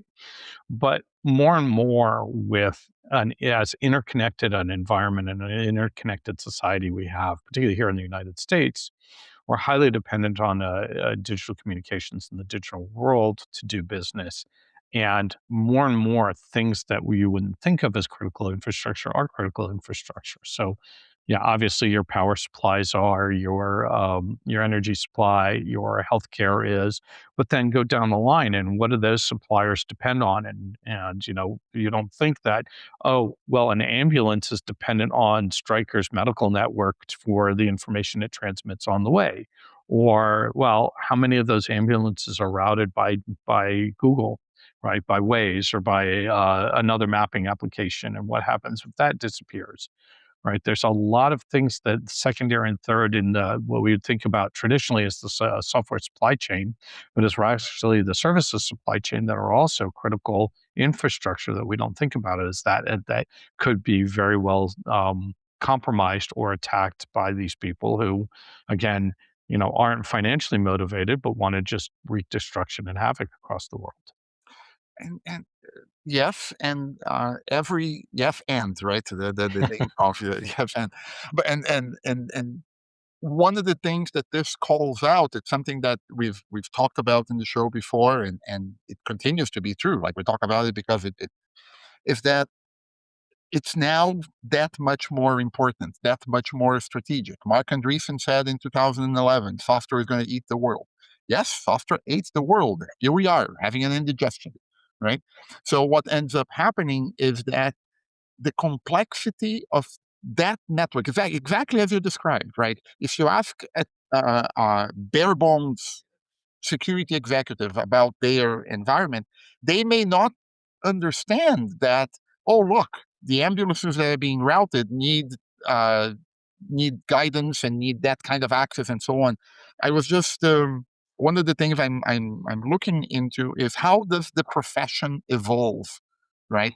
And one of the things that I keep coming back to is, because this is all more important, we get more and more specialized in some ways, right? I think that one of the most important roles that are coming up in industry, as particularly for larger companies, right, is not so much the CISO, the Chief Information Security Officer, it's the BISO, right, the Business Unit Information Security Officer, because that person, they have the mandate of having one hand in, or one leg in, the cybersecurity realm, to understand technology, to understand threats, to understand controls, but another view on what does that business unit need, right? So as we talk to practitioners, and sometimes I talk to early career professionals or people wanting to get into the industry,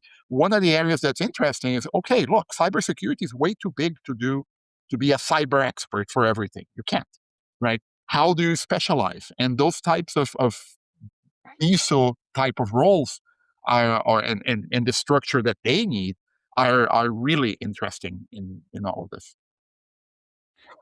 One of the other parts of that I'm glad you brought that up is, in cybersecurity, as you think about that specialization, we are very much focused downward and inward as a cybersecurity person, right? As how do I look at my role and what I'm doing as protecting this service, right? And we talk about protection all the time. We talk about risk reduction all the time. We have security controls. It's all focused on the world of IT, which is, in my view, necessary, but it's insufficient. We really need to think upwards as well, which is, we're providing a service to the business, and part of the service that cybersecurity is providing is business uptime and continuity, right?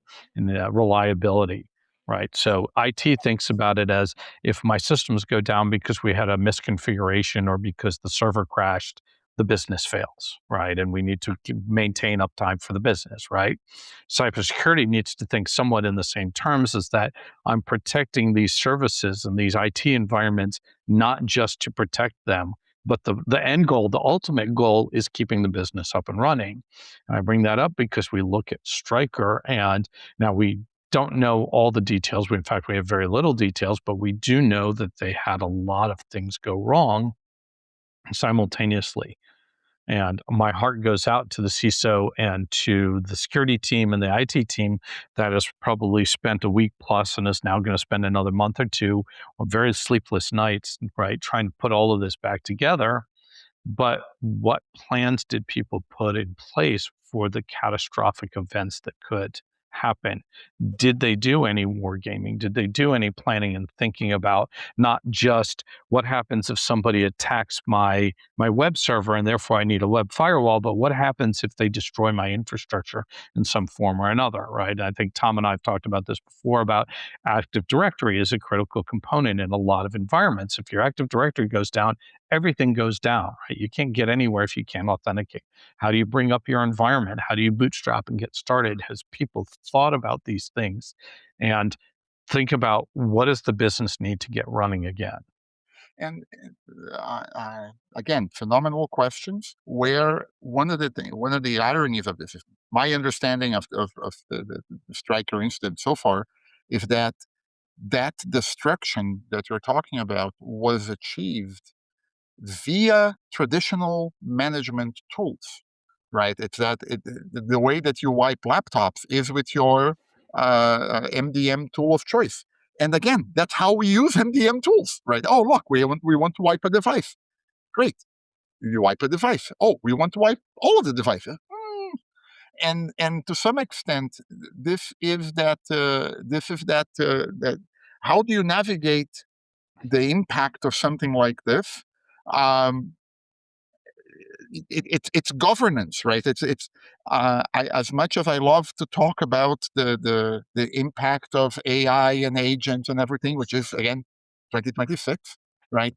This kind of more traditional security controls are still fundamentally important, right? If was this an issue of hey, we didn't have proper authentication on a on our MDMs? Is this an issue of the authorizations weren't set up right, and somebody had the ability to do whatever they wanted? So we need to work through those things and let that be a lesson for every other organization out there. One of the things that I've had, there's quite a few people in industry who brought it up before, it's we need to understand the misses and the near misses, right? And I mean, aviation does this extremely well, right? We need to continue doing that in cyber. Like, I'm hoping that everyone who's reviewing and the Striker incident is looking at, okay, so how is our infrastructure resilient against this? What would we need to change about? And then they improve that a little bit. Right. Right. I think, there's the. I think about that really as sort of fundamental cybersecurity hygiene. And despite all of, the cybersecurity community is very, like all techies, right? We get excited by the cool, shiny new toy. Right now, the cool, shiny new toy is AI. Everything is AI. And, we're going to hear all about AI in the RSA conference. We're going to hear all about AI for the next couple of years.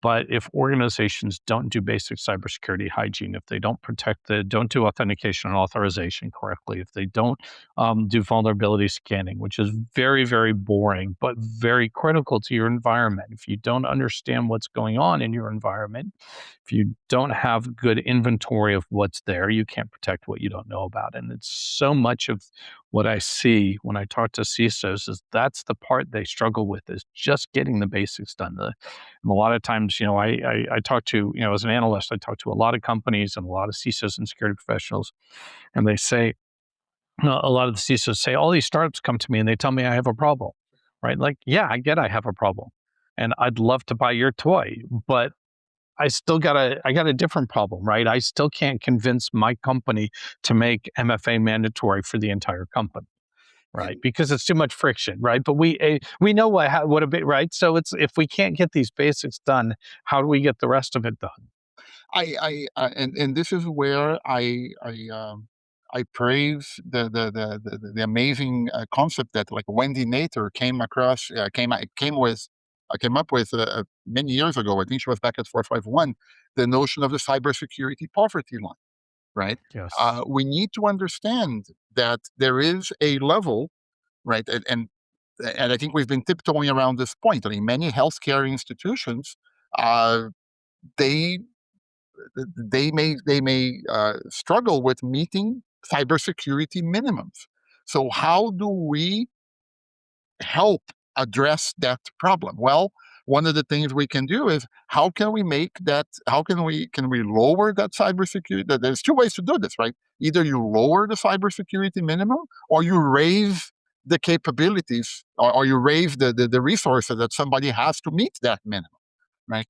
And this is one of the areas where I'm a huge fan of the work that CISA and others are doing in helping to, in a way, they are working towards doing kind of both, right? On one hand, they are helping people get better cybersecurity insights cheaper, right? Either it's freely available, like it's like the known exploited vulnerability, the CAV lists, right? Or the guidance from CISA, right?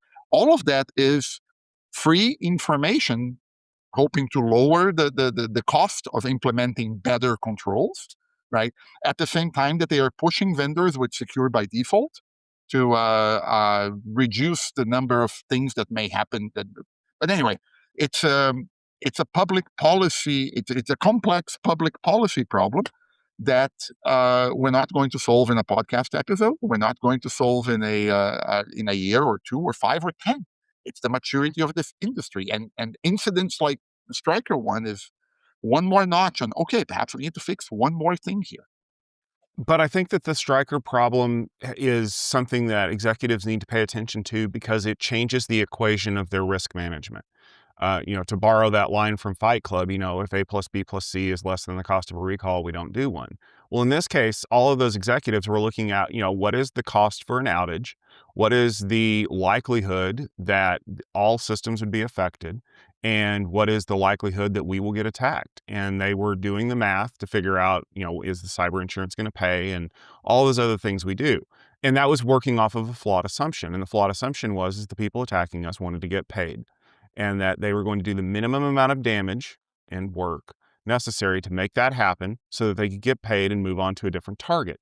So the same way that you calculate whether or not a venture capital investment or a private equity investment is going to wreck your company, what's the minimum amount of money that I have to make them to get them out of my organization? But now you're dealing with another group of people who don't care. Their method is to wipe everything. So now your cost for an outage goes up significantly.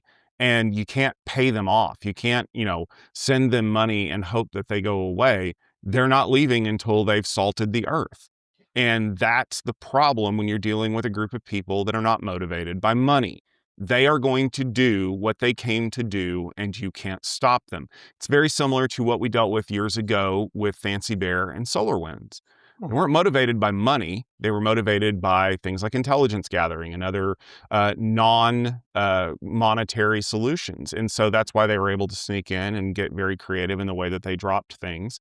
And it took us a long time to root those out. This is the exact opposite. They're not trying to sneak in quietly. They're trying to make noise. I mean, we saw that with the defacements that happened where, they wanted you to know who hacked them. And if you think this is an isolated incident, not 2 days later, a robotic surgery company was hacked and had a lot of their systems knocked offline. And I have it on pretty good authority that surgeries were canceled that used those robots because they couldn't verify that the robots wouldn't get knocked offline in the middle of a surgery. You've created an environment where people don't trust the healthcare system. Could you imagine if modern healthcare tried to go back to using paper and pen? Like I was telling somebody this, I think it was Jack, I was telling this on a story the other day. I remember, because I used to work for Walmart when I was in high school. I remember one day in the late 90s when the cash register system went down and we had to go back to using carbons on credit cards. Yeah. And how much of a nightmare that was.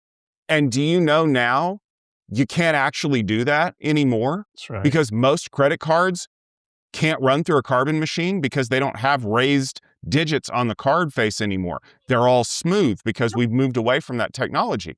Could you imagine trying to do something? I mean, no knock on doctors and nurses and PAs and medical professionals because they're going to do everything they can. But just think about the last time you were in a hospital, the way that they dosed medication. Like they have to scan into a chart. They have to scan the bottle. They have to do all these things as a way to double check to make sure that they're not going to be giving you the wrong medication or giving you the wrong dose or anything like that.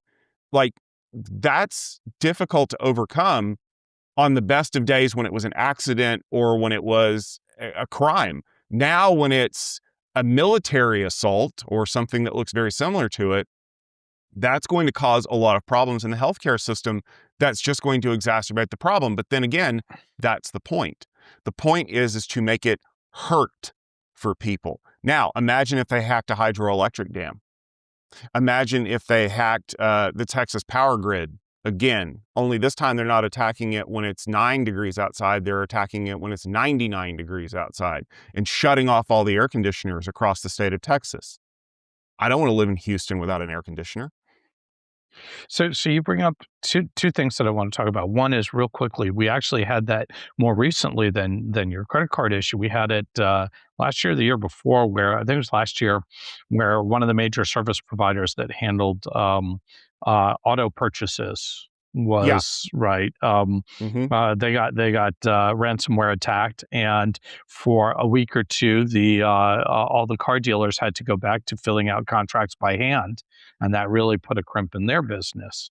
But more importantly, I think one of the other things that between you and Fernando brought up that, one of the ways that you wipe all of a company's systems is by using their management tools, right? And what you were talking about, this being a military attack, this reflects to me the immaturity of the cybersecurity industry. Despite being 40 or 50 years old now, we still haven't put in place some of the manual governance solutions we do have in the military or in the finance system, where you have dual controls for a lot of things. You can't launch a nuclear weapon without having two people, right, approve it simultaneously.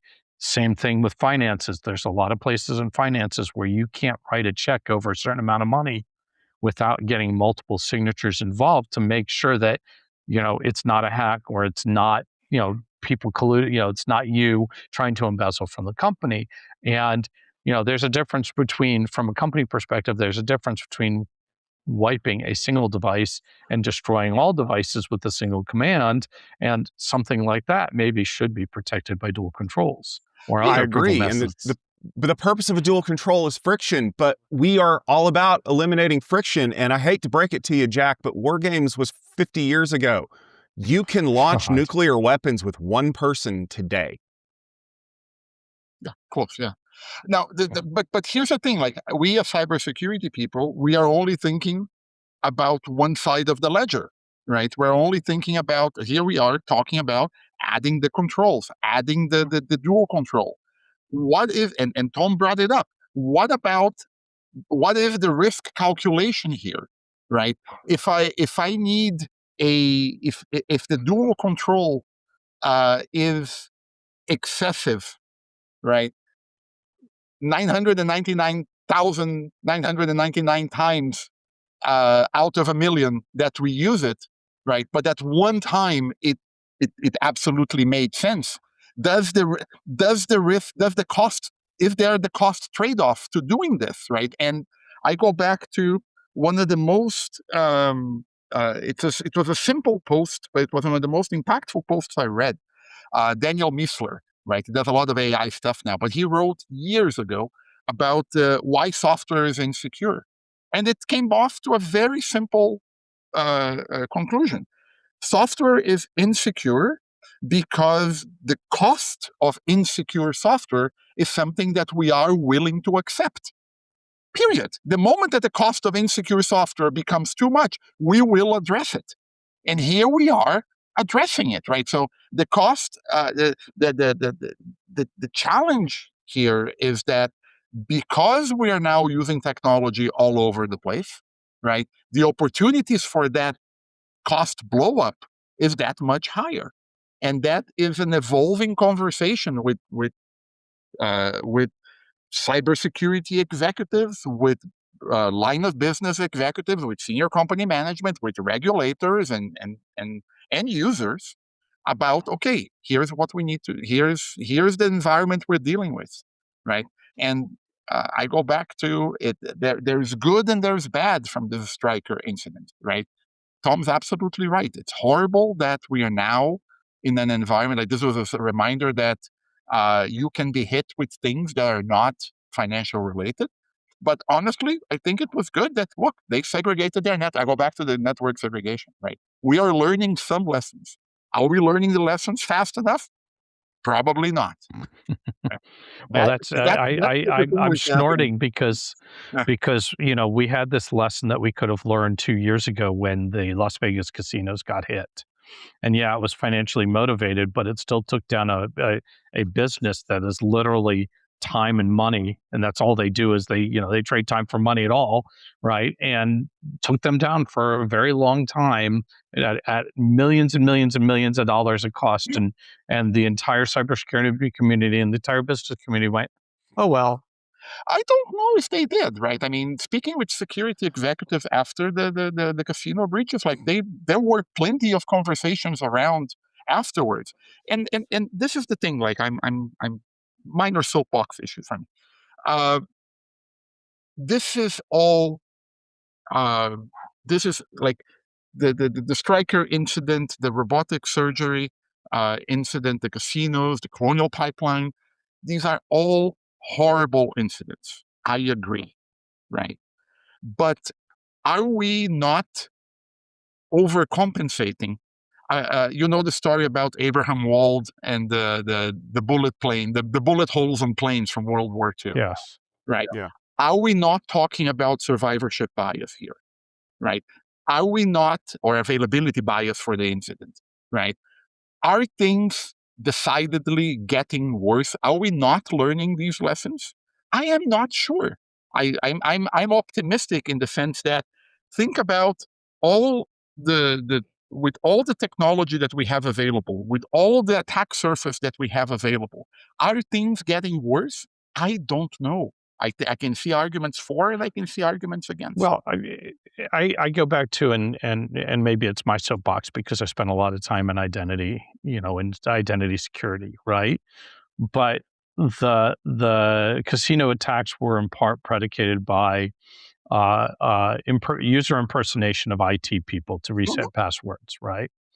Now, what did we hear about late last year, 2 years later, was the overwhelming number of companies that have hired North Korean workers who are impersonating other people, right? So we're still not being very good on validating human authentication and understanding that part of the equation, which is where critical infrastructure inside a company, your IT support staff is your critical infrastructure inside the human critical infrastructure. That's kind of critical, right?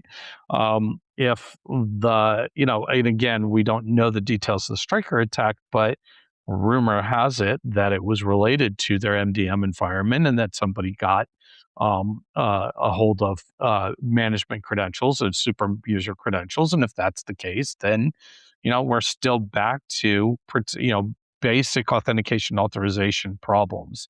And that's again, this is my soapbox. And I'll go back to, what I said earlier about the shiny thing. We, a lot of organizations, a lot of CISOs, and a lot of ink is spilled over zero-day vulnerabilities and right, and those types of attacks. But and I wrote an article about this on Security Boulevard because we've had 2 decades of rise in DBIR data that shows that the majority of attacks start with a human and a credential attack.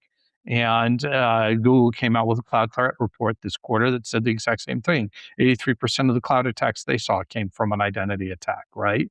So why are we focused on vulnerability? It's necessary to focus on vulnerability, but if you don't understand the human side of the equation, then we're still kind of screwed. I am in wholehearted agreement with you on the focus on identity and more, right? I think that Right.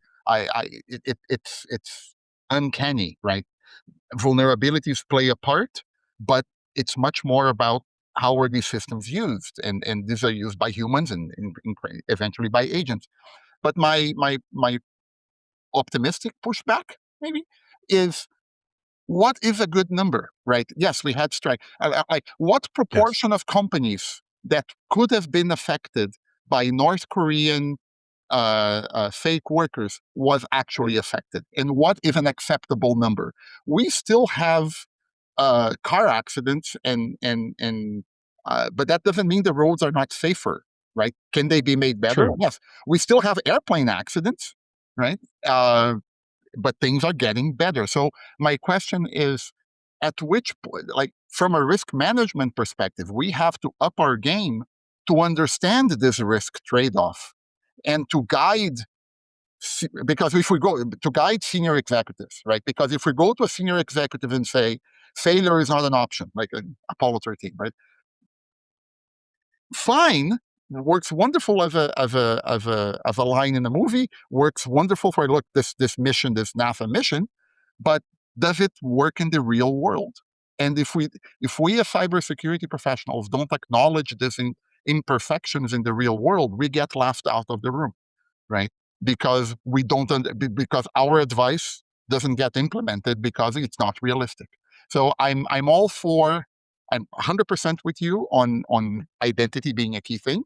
I just want to make sure that we have the right expectations. It's like my golf game, right? Listen, if I get 100 yards short to within 15 feet, that is PGA level, right? The fact that I didn't hit it in the hole shouldn't be like. So it's what are the expectations that people have and should have about cybersecurity? That's my soapbox. So I want to give you guys a chance to kind of give everyone out there a lessons learned from this. And I'll tell you why, because you bring up a really good point that after the MGM hack, that people learned a lot in the casino industry. And after this hack, people are going to learn a lot in the healthcare industry. And it's very segregated in that way. We don't see a lot of the lessons carrying across between different organizations, because out there somewhere is somebody who's justifying this as, oh, that can never happen to me. So I'm going to ask both of you, what is one thing that in general IT security people need to have taken away from the Stryker incident that they can implement in their own organization to prevent something of this scale from happening in the future? I would say it's not a question of if, it's only a question of when, and therefore focus on how you're going to maintain your business continuity, right? Whatever you need to do to get up and running if a catastrophe happens. That's the lesson. That's a very good one. Very, very good. I would add that the major lesson here is understand how the threat model changes and what it means for your organization. Right? If you're operating under the assumption that that your only adversary is script kiddies, like we used to call them, right? Or financial actors, maybe that's not the case. And what does that mean for your environment? And if I can throw in one more there, is that the absolute, utter, complete importance of identity, right? So on cybersecurity is not purely a technical discipline, right? It is a socioeconomical, political, technical discipline, and the way that users interact with this cybersecurity environment is through identity. So nail down, like, if you can get your identity management, that's perfect. All right, we are going to wrap this episode up. I want to give our hosts a chance to tell you some of the stuff that they're working on, starting with our guest this week, Jack. Jack, if people want to check out some of the stuff you've been working on, where can they go to learn more? You can learn more at paradigmtechnica.com or LinkedIn and Security Boulevard. And we appreciate all the posts that you've been putting up on securityboulevard.com. Fernando, what about you? Futurumgroup.com is where we post most of our stuff. We're working on several reports together. When we're recording this, it's the week before the RSA conference, so you're going to find me running around the expo halls. But outside of that, yes, futurumgroup.com, LinkedIn is my favorite, and here, like, and I love to interact with people, so do reach out, and we can chat. We want to thank you very much for listening to this episode of the Security Boulevard podcast. If you enjoyed the conversation, please do us a favor, subscribe on YouTube or in your favorite podcast application so you don't miss any episodes. We also would love it if you'd leave us a rating and a review, because that does help the show grow. This podcast is brought to you by securityboulevard.com and the Futurum Group. For more show notes and episodes, check out securityboulevard.com, the Security Boulevard website, and Techstrong TV website, or check out the Techstrong TV app, which is available on Apple TV, Roku, and pretty much every smart device out there. We also want you to follow us on socials, X, Twitter, and LinkedIn. Just look for Security BLVD for lots more content. Thanks for tuning in, and we'll see you all next week.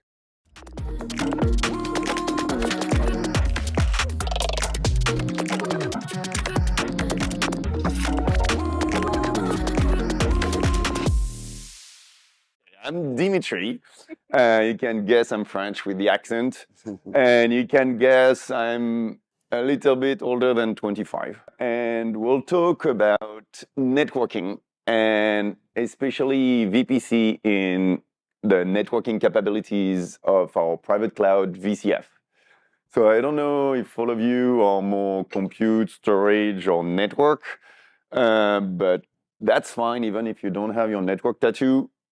Any cloud has compute needs, virtualization compute needs, storage needs, and network needs. You need those three pillars. And my background is mainly on the networking, but because I've been working in cloud for a while, I have some knowledge also on compute and storage. And that's cool, and that's what everybody in the cloud administration management should have. Not expertise on everything, but at least some knowledge. And yes, the three pillars again are compute, storage, and networking. On top of that, within VCF, you have your workloads, whatever they are, VMs, containers, private AI. And on top of that, you have advanced services. And if we stick to networking, load balancing, network observability, but other things like database that was presented just before me. But anyway, enough about VCF, and let's talk about networking. For many years, less and less, but for many years, people ask, why do I need in my VCF network virtualization offered by VCF? Because I have already my network. My network is the Cisco I love, the Arista I love, whatever, and I love them all. So congratulations, you made the good choice. Whatever it is, it's a good choice. And that network offers also overlay, VXLAN. I'm sure you, or I guess you have heard about this, which is the ability to create virtual networks on your physical infrastructure, overlay. So why adding another network virtualization within VCF when my physical fabric can do it? And before talking about VPC, I'll talk about that quickly. So when you have an application, VMs, containers, I mean, at the end of the day, you need to plug that somewhere so people can access your application. And that application needs switching, routing, maybe load balancing, maybe security with some firewalling, maybe a VPN access to some remote data center. So you need a lot of services, especially network services. And if you do that in the fabric, so your cloud does not offer network services built in, what do? Then you go on your physical fabric when you have your new application, let's say this beautiful two-tier app, web tier, app tier. You go to your physical fabric, Cisco, Arista, whatever, and you create your network for those two networks for this new application. And because you have overlay, you'll most likely not do VLAN, but you'll do VXLAN on your physical fabric. That's great. But then you'll go on vCenter and do click on vCenter to create your port group VLAN that are mapped to those VXLAN VNI. So you clicked on Cisco, Arista, whatever, you clicked on vCenter, and then, yeah, great. You can plug your applications into the network, but you need a default gateway. So you do some click more on your physical fabric you like.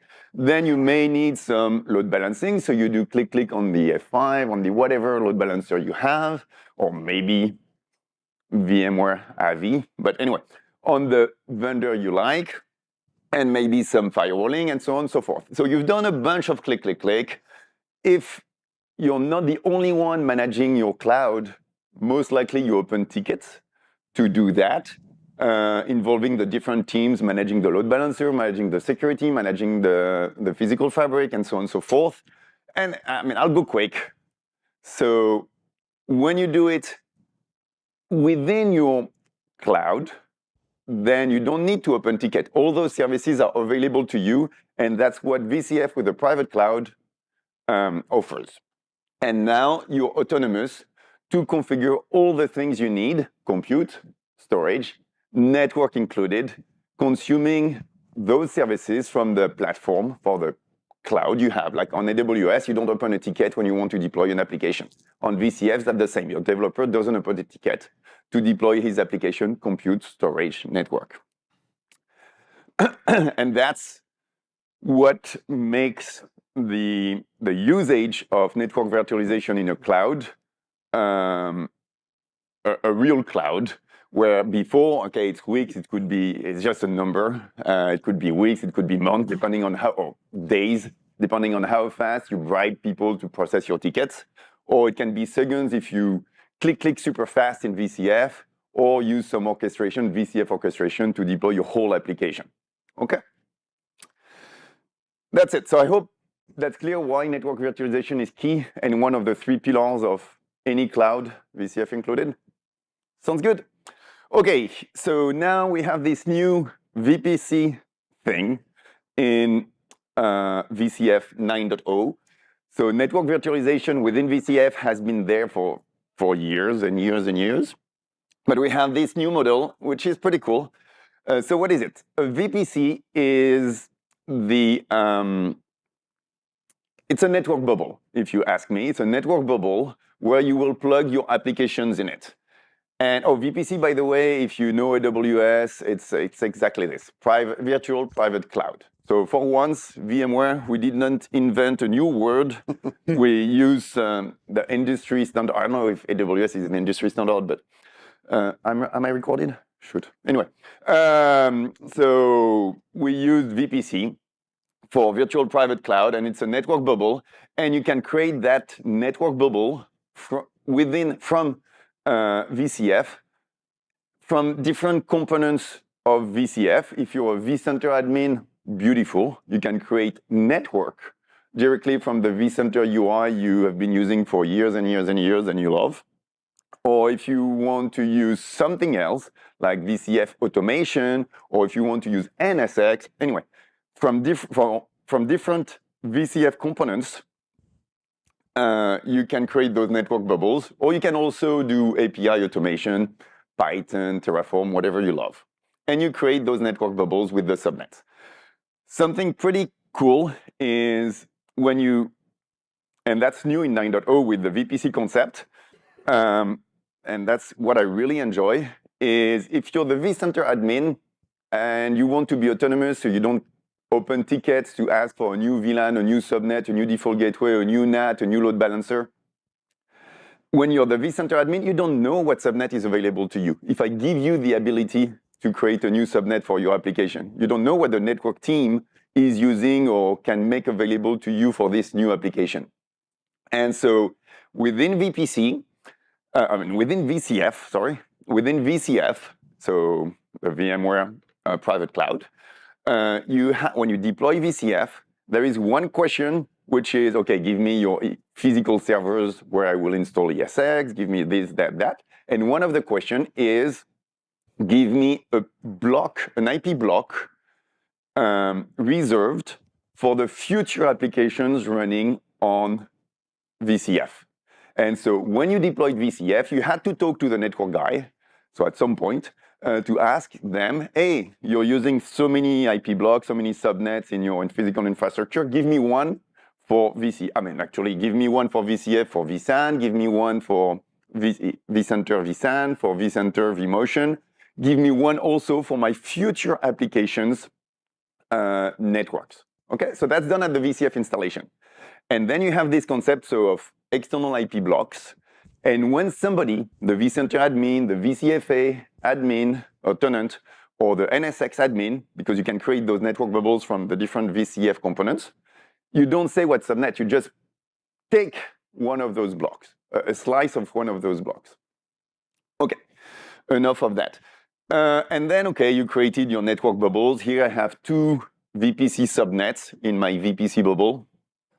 And technically how it works, those workloads, VM containers, here I'm showing VMs, they are plugged to those VPC subnets, and they are physically a little bit on ESX1, a little bit on ESX2, but those networks and VPC bubbles are everywhere. And they have a default gateway. It's a VPC gateway. It's fully distributed. I'm showing it only on ESX1, but it's actually everywhere on ESX1, ESX2, ESX3. And so when Web1 wants to talk to App1 on 2 different subnets, it goes to its default gateway, which is always within its own ESX. And then that, it's not a VM, this VPC router. It's a process running inside ESX, but it's not a VM.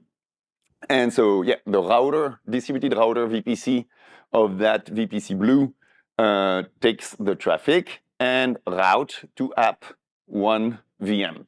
And we'll send it to App1 VM. And here, it's the same technology we used for 15 years within NSX, which is the component of VCF for network virtualization.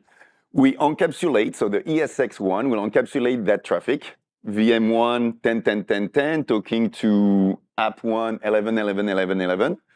It will be encapsulated by ESX1 and sent to ESX2. So the physical fabric, what does it see? It sees the IP of ESX1 talking to the IP of ESX2. And so any new VPC subnets you create, it's completely transparent to the physical fabric. You don't need to touch the physical fabric because the traffic is encapsulated. And that physical fabric is using VLAN, is using VXLAN, don't care. The only requirement is ESX1 IP needs to be able to talk to ESX2 IP. Nothing to do with web and app VMs. Okay, so summary. Virtual private clouds are the core building block for private cloud experience. So a true cloud experience. Yes, you need compute virtualization, you need storage virtualization, and you need network virtualization, as I talked about before. And VPC, yeah, it relies behind, at the end, it's running on NSX. Even if you create your VPC bubbles and your network things from vCenter, VCFA, whatever, or NSX, at the end, it's implemented in NSX. And this concept of VPC, you can consume it from 9.0, that's great. Now, if you have been using VCF for a long time, and vCenter NSX for a long time, and you use, I don't know if you're familiar with NSX, logical routers tier 0, logical routers tier 1, you can still do that in 9.0. You don't need to trash and redo. You can upgrade, have those applications still running on logical networks created by NSX UI API, tier 0, tier 1 segment. Any new application in 9.0 deployed with this old, let's call it, how do you say in English? Legacy? Legacy, thank you. Legacy way, tier 0, tier 1 segment, 9.1, it will still work. But you need to do click NSX or API NSX. Or for the new applications, you can use this new model, and now you can give your different users, personas, the vCenter admin, the VCFA tenant, Pepsi, Coke, finance, marketing, this way, so he's autonomous. Okay, a few words, and then I have a live demo that will clarify all of that, hopefully. Just a few words on VPC. It does a lot of things, but there is one thing that is important to grasp. So you create your different VPC bubbles, the vCenter admin or whoever, create those VPC bubbles with networks inside. Now, how do networks communicate between those bubbles? And you can decide, and we'll talk about that on the next slide. You can decide how a VPC bubble talks to another VPC bubble, or the outside world will reach my VPC bubble, or stuff in that VPC bubble. Now, if you want more granularity than that, then we have vDefend, which is our firewalling or security add-on, where it's not about who can access yes or no my VPC bubble or subnet in my VPC bubble. It's very specific, like, hey, can I do HTTPS but not HTTP? I mean, you go protocol level, or even deeper than that, IDS, IPS, malware inspection. That's vDefend. What I'll talk about here is only networking, so who can access it or not access it. Now, if you can access it, you can do whatever you want. SSH, HTTP, Telnet. If you want to protect more, it's vDefend. So for the access, so you have multiple bubbles, VPC bubbles with networks inside. I'm showing tenant 1, tenant 2 with a bunch of bubbles in it. Tenant 1, tenant 2 can be Pepsi and Coke, can be finance, marketing, whatever. You have the ability to group applications or business units or customers within a tenant. And so if you want everybody to talk to you, then you create a VPC subnet public. Now, if you want only the workloads, the applications in your tenant, Pepsi or finance, to talk to those workloads plugged on that subnet, you make it private transit gateway. So anybody within that tenant will be able to talk to it, not other tenants. not the outside world. And if you want only the compute, the workload in that bubble to talk to VMs on that subnet private, then you make it private, VPC private, and nobody else will be able to talk to it. Okay? Can you change those? Are they dynamic to be changed along the way, or once you define that that's No. but you decide where you plug your workload. So you can create a public, a private, and you decide to plug that VM here. Okay. And 6 months later, oh shoot, actually I'd like everybody to talk to it. You can plug it here. Or that VM is in a private subnet, so nobody can talk to it. Like AWS, you can create an external IP. So you can create an external IP, and now this VM still has a private IP that nobody can talk to outside of the VPC bubble, but people can reach that VM through its NAT external IP address. Okay, both are possible. Okay, so that's it for the slides. Now I have a lab, so let's see this in action.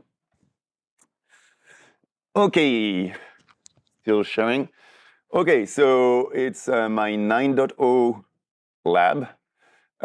You can see, I'm on my vCenter, part of this beautiful VCF. I can log in, part of this beautiful VCF.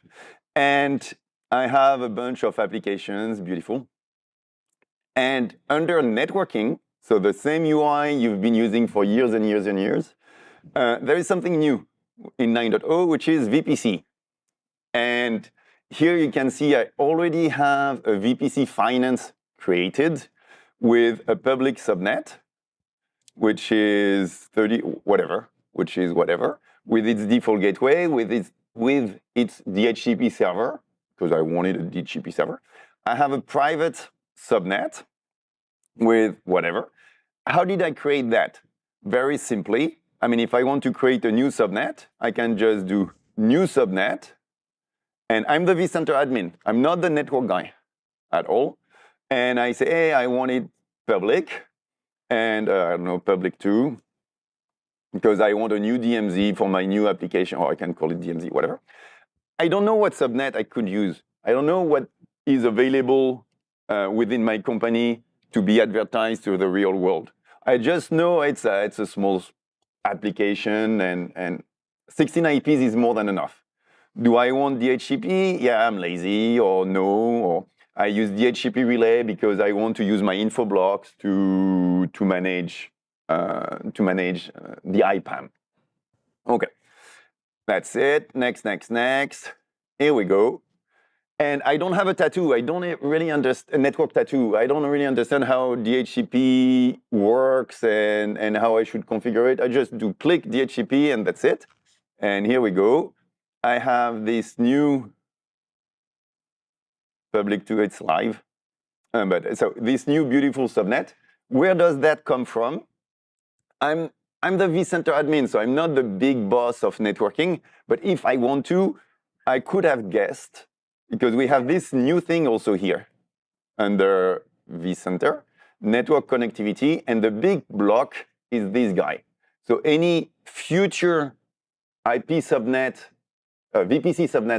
subnet public I will create, it will come from this big giant block, the network team gave to the VCF, to the guy who deployed VCF. So where my mind first goes to, is this helping to basically help prevent CIDR overlaps? Yeah, exactly. So if somebody used for its own VPC this subnet, and somebody else from vCenter click, from NSX click, from VCF automation click, create, I'm showing VCF automation, I wanted to do it later, but whatever. On VCF automation, I'm the tenant, Pepsi, whatever. Mm-hmm. And I want to create a new subnet, same thing. And I have no clue. I'm Pepsi, I don't know what the cloud admin has for public network. I just say, hey, I want it public with so many IPs, and boom, it will take, I can do it. Yeah, okay, who cares about the name? That's a beautiful name. And it will not take something that is already taken. Okay? Where is the refresh? Regardless of which DHCP option you pick, it's still going to make it to overlap. Here we go. Yeah, so you cannot make mistake. So that's great for the network admin. He's not scared somebody will pick something that, oh shoot, it's the subnet I use for my common services where I have my DNS server, IP conflict. No mess can happen. And then if for whatever reason it started to, I digress a lot. This is too small because at the beginning they told me, the network guy gave me a small subnet and VCF is becoming more and more popular. People started to deploy stuff. You can add, not me, because I'm the vCenter guy. I'm in charge of more compute and storage, but not network. I consume it and I create my own network now, but I'm not allowed to, the big network guy can add more blocks for future VPC subnets. Okay, and I created a subnet, but I can create a VPC. It's as easy as click. Okay, and I create my VPC marketing, whatever. So I can do click all day long, or because I'm a vCenter admin, so I love Power CLI, and I made where did I put that? I made a beautiful Power CLI script. Oops. And of course, it's too small, you cannot read. But I'm telling you, it's beautiful. And so I connect to, sorry, it's not recorded, correct? Yeah. I have my vCenter. I connect to my vCenter. I create a VPC. I call VPC marketing. I create 2 subnets. I don't say what IP address is. I just take it from the block. I want 2 subnets, a public, a private, and I want to plug my beautiful VMs on it. Anyway, and here we go. It's called VPC marketing, and it's an overloaded lab, so it takes a few minutes. It's live. Yeah, it takes a few seconds to connect. Oh, shoot! And let's go quick here. Yeah, here we go. My VPC marketing is here. Here we go. 2 subnets, only one is displayed in, here we go. 2 are displayed in the, and I plug my VM. It's not rocket science. And we had the question on external IP. Actually, in this beautiful script, I also create an external IP. And I'll finish with, oh no, I have 5 minutes. Oh, plenty of time. You have also this beautiful thing I love. Again, I don't know much networking. I'm a vCenter guy. And this doesn't speak to me, but I love pictures. I love diagrams.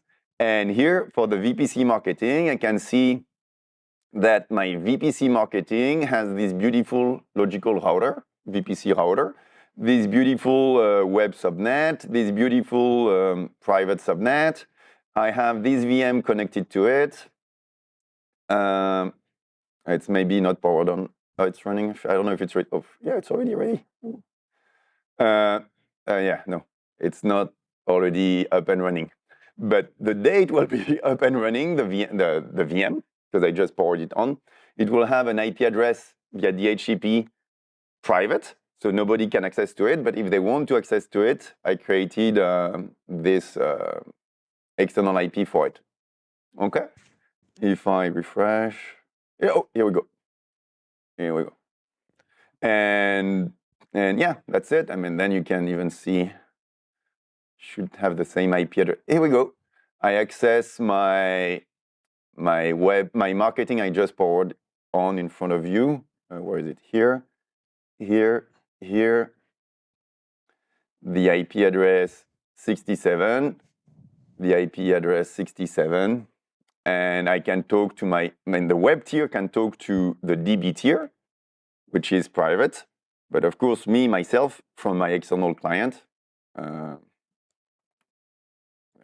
let's go to a new one. Ping, of course, from the outside world, I cannot talk to it because it's private. But if I go to, sorry, it's this guy.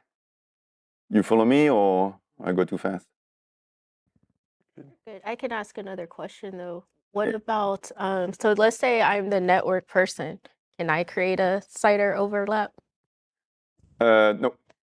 Even if you want to, you cannot.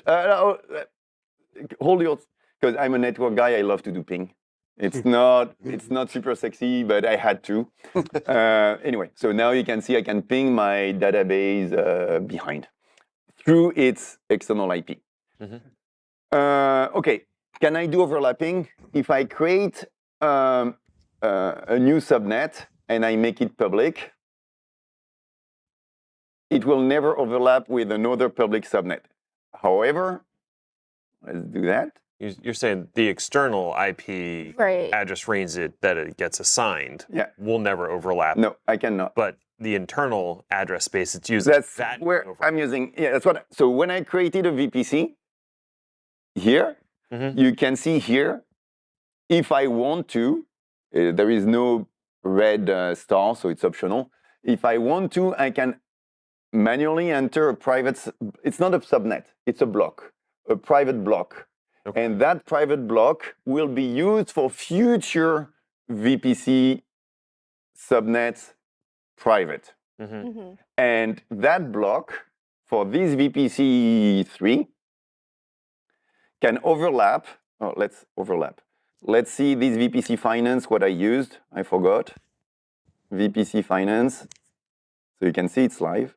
Here we go. This guy, it's for any future private subnet on that specific VPC. And I'll do VPC3. And the network admin is not involved for that subnet because who cares? Nobody from the outside, this subnet will never go to the real world. So I can do that. And now I have overlapping. If I create a VPC subnet private, but who cares? Because it's private to my bubble. Does that make sense? Yeah. Are you able to set up any kind of alerts when that happens? No. And you don't, why an alert? Alert means bad. There is no IP overlapping. It's just, it happens to be that two network bubbles have private subnets that have the same IP, and so what? Because they'll never talk to the outside of the bubble with that IP. Unless you're connecting them. Yeah. No. If I connect them, what, to the bubble? If you want to do transit between the two VPCs. That's netted. Okay. Netted. If we go back to this beautiful thing, here we go. Oops. Here. When a VM here wants to initiate traffic to the outside world, it will be netted. And so when I exit that bubble to go here or to go to the physical world or to go here, what IP address do you see when you exit the bubble? Up the logical router VPC. You don't see this IP. You see the netted IP, which is public. Yeah. And so there is no conflict. Never. It's not possible. Hey, can I jump in with a quick question? If you guys can hear me? Yeah. Yes. So, there are other cloud providers where, you pay like quite a lot. It's caught me on my cloud bill for that natting. Yeah.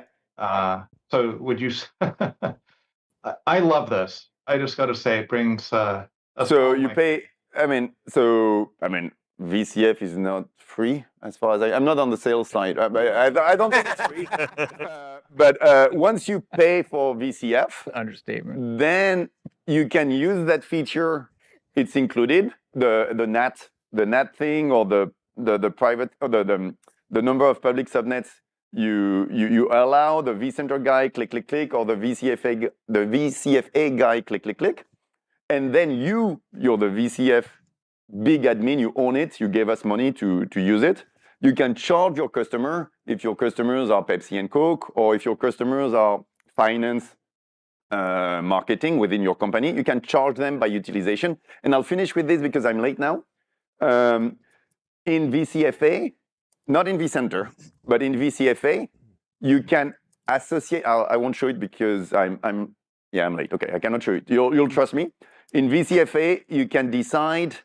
You can give quota. You're the big VCFA provider, the big VCFA admin, and you create an org for Pepsi, an org for Coke or finance, and you give quota. You can give quota in terms of CPU, memory. Don't care much, I'm the network guy. But also quota on network. You say Pepsi cannot use more than so many public IP addresses. So it won't take all the IP addresses from Coke and from the other guy. Make sense? So you have the ability to do quota. And if you want to charge Pepsi and Coke on the number of IP addresses they use, feel free.